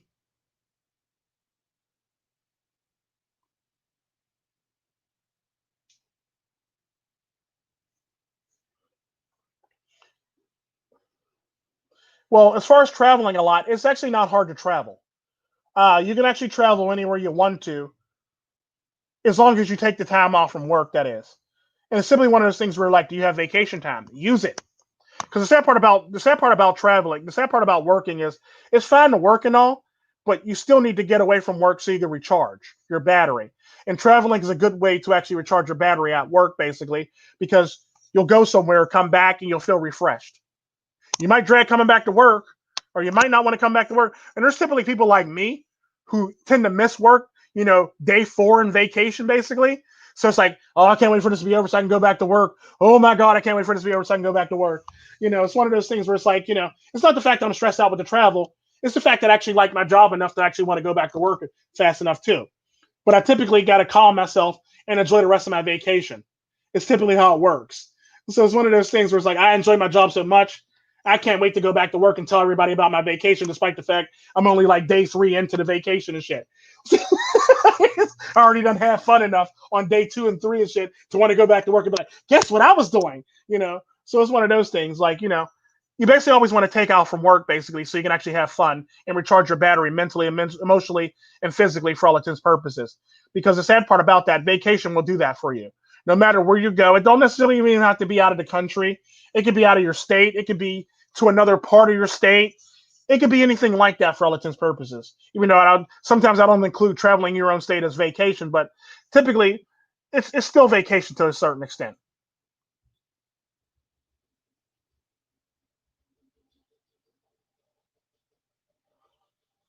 Um, Not just locks. You want secret compartments too. What else do you want to talk about? Let's see. You don't have to worry about being hustled from women for the cash. Basically, just be very discerning with women. Basically, keep your wits about you with women, because it basically be equivalent to the same thing that go for women in other countries would be the same thing that, if somebody was trying to panhandle money off of you or beg you for money. Basically, it's typically the same concept but a bit different because it's a sexy woman. But basically, view them like they're basically trying to, panhandle money off of you. Is the best way I can say that. Um, Bars, Tinder, like do the Tinder app in that country. Bars, Tinder app, um, you know, bars, nightclubs, Tinder app, coffee shops, um, ironically, believe it or not, airplanes. Airplanes is a nice spot to meet women if they're traveling your way. Basically, if you're sitting next to one or talking to one, basically, or if you happen to be traveling through the airport, basically, at the airport's actually a best place to another good place to meet women too. So typically, if you're traveling through the airport and you happen to be eating at one of the restaurants, if it's not closed down due to COVID, typically that's one of the best places to meet women uh, while in the middle of traveling. Believe it or not, sadly, because the sad part about a lot of times what I've noticed with women that travel, they tend to be more stressed out. So if you could be that, that person that can calm them down and stuff like that, or reassure them and stuff like that, or you can tend to get a couple numbers basically that way. That's if that's your cup of tea.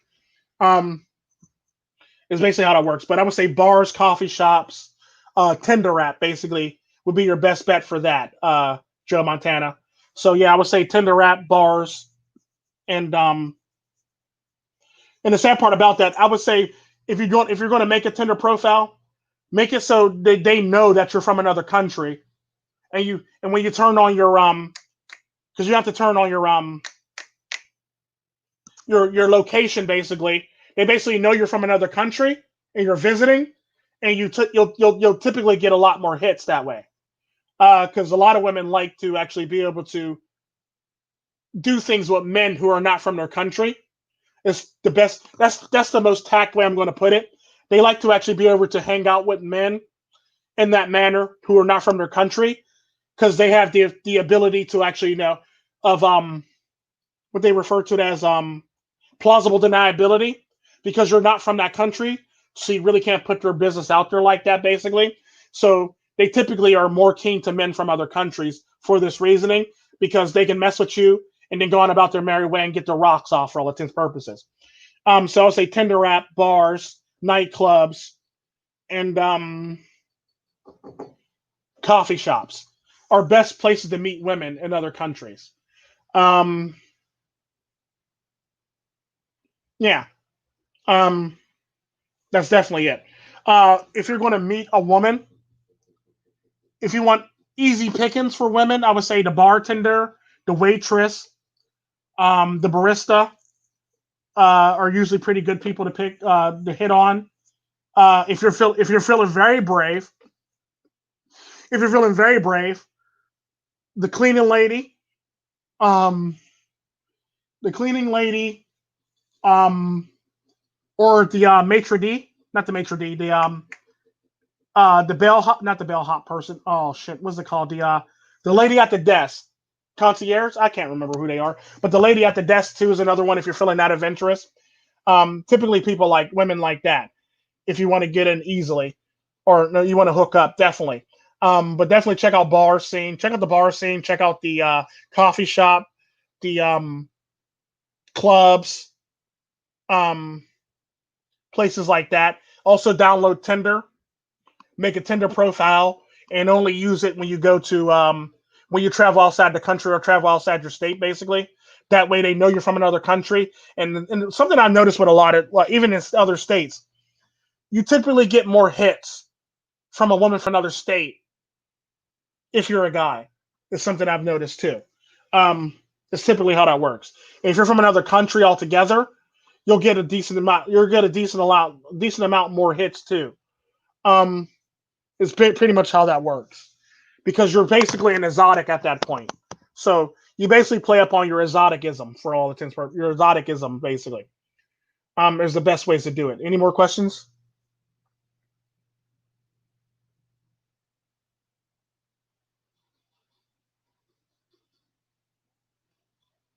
Um, the screen out women, basically. The best way to do that is, like I said, Tinder bars and stuff like that. Tinder will probably be your better bet. Um, because believe it or not, there's a lot of women that are on Tinder that are looking for low key hookups, basically, or stuff on a down low. Because they don't want to be out there. And there are women that typically go to the bars and nightclubs and stuff like that are looking to be, smashed by somebody from a not from looking to be smashed by somebody or looking to be hang with somebody who's not from the country, not from their own country too. So it's typically one of those things where it's like it'll pretty much be easy for you as long as you're like outgoing. You have to be somewhat outgoing and be willing to talk and stuff like that and meet with these women if you actually want to meet decent women who are like if you want the girlfriend experience, basically, like I was saying about my one friend, the one guy on YouTube that basically travels and he got a girlfriend in Japan, basically. Whenever he travels to Japan, she basically comes and picks him up from the airport and treat him like a king, basically. If you want that type of thing, you basically going to have to put in some. You're basically going to have to really like do your actual work and do your due diligence for all intents and purposes for that. But if you just want to have fun and not have to spend money, basically your bars, your nightclubs, your coffee shops, places like that, waitresses, bartenders, places, people like that for all intents and purposes. Your the cleaning ladies, because a lot of the cleaning ladies are actually pretty hot in a lot of those countries too, shockingly. And the lady at the desk is always good choices as well.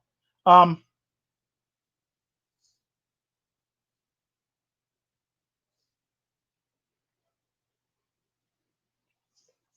um,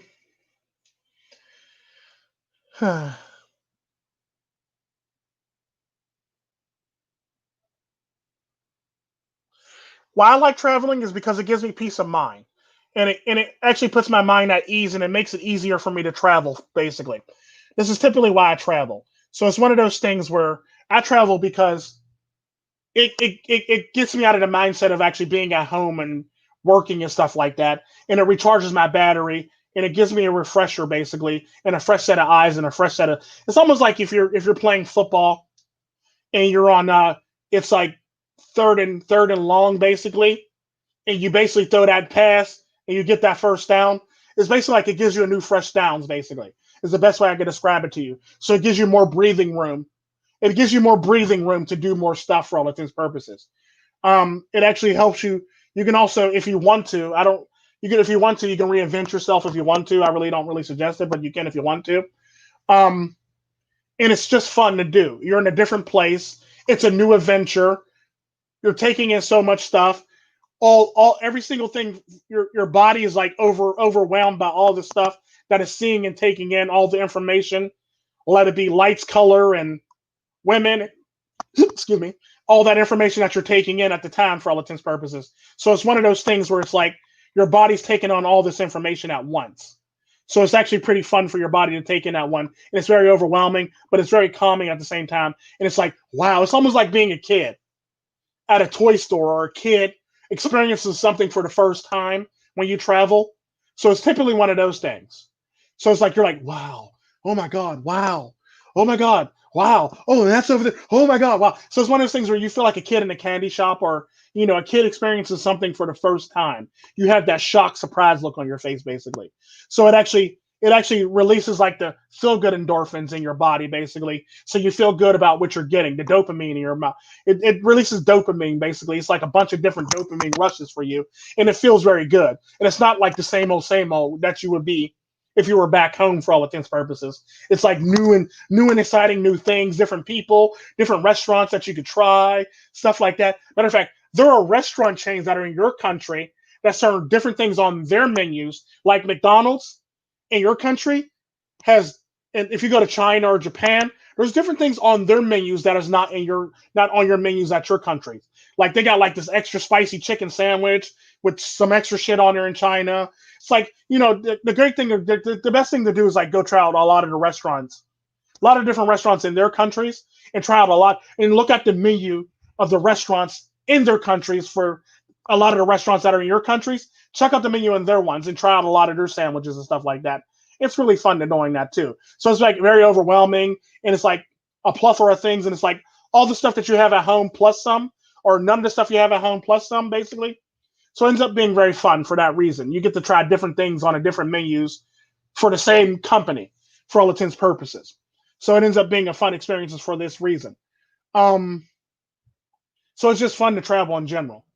Um, some of the craziest experiences would be the time I the time the time I went on a running with the bulls in Spain was one of probably the craziest things I've ever done. One of the craziest I've ever done. Running with the bulls was probably one of the craziest things I've ever done. I would say. Another crazy thing that I did was another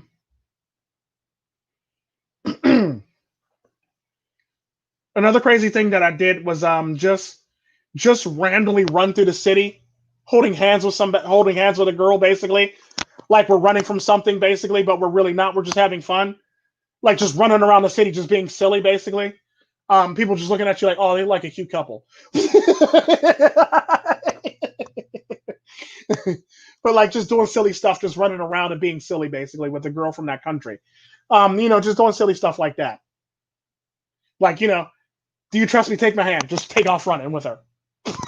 And just run through alleyways and shit like that. Run through corridors and stuff like that, and just have fun, basically. Just do wild, crazy stuff like that spontaneously. Just do a lot of spontaneous stuff. Another crazy thing that I did was I actually hooked up with a girl who pickpocketed me once. This is where I learned to take a false wallet after this. Because she pickpocketed me because I wasn't giving her attention. So she basically pickpocketed me to get my attention, and I didn't realize that she pickpocketed me until I got to the next destination around the corner. And I go, wait a minute, I gotta go back and get my damn wallet. So I went all the way back around and I walked around the corner. And as soon as I walked around the corner, she literally had my wallet in her hand in my face, waiting for me to come back around the corner. And says, "You're missing something. Now you're going to pay me some attention." So basically, I hooked up with a girl that basically pickpocketed me for my wallet. I was like, that was very brave of you. Not too many people are brave enough to do some stupid shit like that. So yeah, I ended up hooking up with a girl who actually pickpocketed me for my wallet. Um, Stuff like that for all intents and purposes.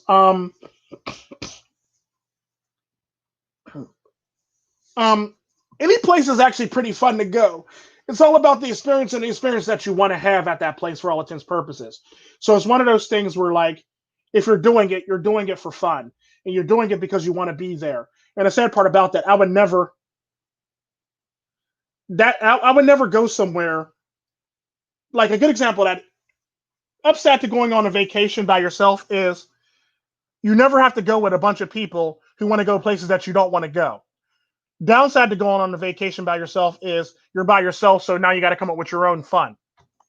That's the only downside to going on. Upside to going on a vacation in a group is the fact that you're in a group and you got somebody to lean on and have fun with. Downside to going on a vacation in a group of people is 9 times out of 10, you're probably going to tag along on a lot of shit that you don't want to be involved in. So there's ups and downs to both sides, basically. So it's one of those things, you can take somebody, you don't have to take nobody. Or if you take somebody, it could be a friend that, you want to go do this. And let's just say, I'm just using an example. You want to go check out the botanical gardens. He want to go check out the museum. Or he wants to go check out skydiving or, zip lining off the highest zip line and skydiving into the, skydiving down basically the rest of the way, parachuting down the rest of the way. Yeah, and that's not your cup of tea. So you want to go check out the botanical gardens. So basically you want to go with somebody that's your friend, that you like doing dire opposite things, where like you won't get mad at each other for not participating in each of your activities for all intents and purposes. That way y'all meet back up for dinner or whatever the heck y'all doing later, and y'all can talk about y'all experiences and have fun doing it. It's typically how it is. But if you go with a big group of people, you're probably going to be stuck with somebody doing something that you don't want to do for all intents and purposes. It's typically one of those things. Let's see. He said he's laughing. That's fucking funny. Yeah, I hooked up with a girl. I hooked up with a girl that pickpocketed me. Because I wasn't giving her attention. I just ignored her the whole entire time.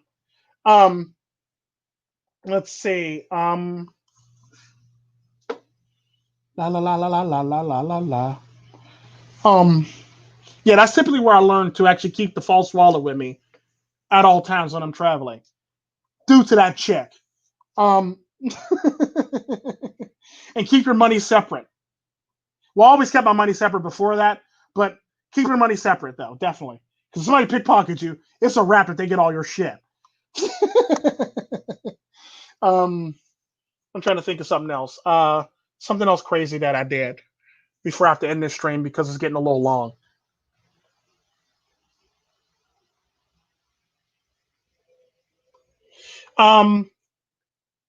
Typically, I've actually talked about this because I talked about this about my one friend, but I'll go over it one more time again. Basically, what my one friend does to keep deals cheap is he'll basically bundle his hotel. He'll basically bundle his hotel and his flight all under one. He'll basically bundle his hotel and flight. Another thing that I notice about my friend is sometimes he'll do this too. He'll either bundle his hotel and his flight, and he'll basically look for the best price. For that place, basically. Sometimes you have to give up on something. Sometimes you have to skip out on something, depending on how low you're trying to go. And sometimes you end up with a great deal. Most times you end up with a great deal, depending on how much you're willing to spend for all intents and purposes. But typically, you can keep it pretty cheap if you bundle your hotel and flight. Something that I do personally is I'll typically look for a hotel on a cheap, and I'll try to negotiate a low price. And I'll basically, find some way to. I'll basically fly in or train in or bus in basically to that place. So I'll try to keep my travel as cheap as possible. Like my friend, if he doesn't bundle his flights, he'll basically do something like he'll take a plane ride and he'll basically add a bunch of different cities bunch of different destinations to his plane ride. So it actually lowers his fare because apparently the more places you stop at, the cheaper your flight becomes because you don't necessarily have to be there directly. So it ends up making your flight a lot cheaper than what it would normally be. And you can get some serious savings and some serious discounts. And you can travel to different places by accident by doing that too. Like a good example of that was the one time when my friend traveled from Cleveland to Cleveland to California. He basically put destinations in between to he put destinations in between to he stopped in Minnesota. He stopped in Minnesota, Chicago, uh, Colorado, Las Vegas, and then he went to California. So what he did was basically went there in a roundabout way while he got to visit different other cities and states basically in the process of doing so. And he basically end up with a cheaper flight for all intents and purposes. I think his flight was originally going to run him about like $400, $500, and ended up only setting him back like $280 something basically for that flight, and he got to travel to different cities. Only problem is though, you're not going to get to your city directly, depending on how you do it though, for all intents and purposes. So you're going to be hopping around before you actually get to your city. This is typically good for people who take flights and are going to arrive before their actual booking is actually due.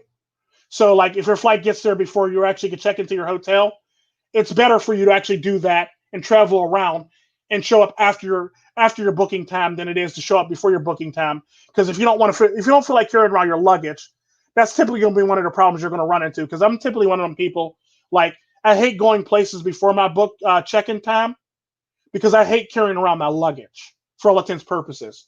So I typically will I'll typically add extra destinations to my trip just so I can make it there after my booking time. That way I can go straight from the airport, straight to my hotel, drop off my shit, and then go out on town for all intents and purposes. It ends up being cheaper that way for me as well, too. Is one of those things. So I would say add extra destinations to your travel is a nice way to do it. And on top of that, and if you actually want to do it a different way too, is bundle your travel. Like if you're going to do like the hotel and the flight, bundle your hotel and your flight is the best way to do it, most definitely. Yeah, definitely. Bundle your hotel and your flight and you'll be good. And just look for a good bundle look for a bundle price close to where you want to be basically, or close to the airport, or if you want to be further. I noticed the further you are out of city center, a lot of the times the cheaper the hotels are. So the further you away from city center, the cheaper the hotels are. The closer to the city center, 9 times out of 10, you're going to get some more expensive hotels. But there are some hotels in city center that you can get for cheap. That tends to be like motel, hotel-y type things that you can get for cheaper. But typically, the further you are from city center, the cheaper the hotels are. And a lot of the times, especially like places like Toronto, it's better to actually be out of city center and travel to the airport because it ends up being a lot better and a lot faster to get to the airport from like Mississauga versus getting to the airport from Toronto. It's much more easier track and it's much more cheaper that way too. And it's much more easier for you to get directly from there to there for all intents and purposes. And sometimes you can actually get a shuttle from the hotel you're staying at to the airport too, which ends up being even more cheaper. It's typically what I would say about that. Trying to think. Another way to keep it cheap is through a travel agency. So travel agency, add extra destinations to your actual flight, and or bundle your flight and your hotel stay is the best ways to do it. Is the best way I can actually describe that to you. Yeah, that's about it. I think there'll end up being a part 3 to this, just for a Q&A thing, basically. So I'll basically answering questions and I'll basically state anything that I didn't cover in this one. So I'll be answering questions. I'll do a Q&A in that one, and I'll basically cover anything that I forgot to cover in the last 2, basically. So I'll see y'all next Wednesday. Be blessed and have a good one. And y'all have a good one. And Joe, go back and listen to like a lot of the stuff that I said at the beginning, because there's a lot of stuff that you came into that you missed, basically. But yeah, I'll catch you next Wednesday with the with my afterthoughts and anything that I forgot to mention, plus some Q&A next Wednesday. Y'all be blessed. Be good to yourselves. Treat yourselves like milk don't spoil yourselves, and always be good and always be willing to learn. Y'all be good and have a good one. Bye. Adios. See you next Wednesday.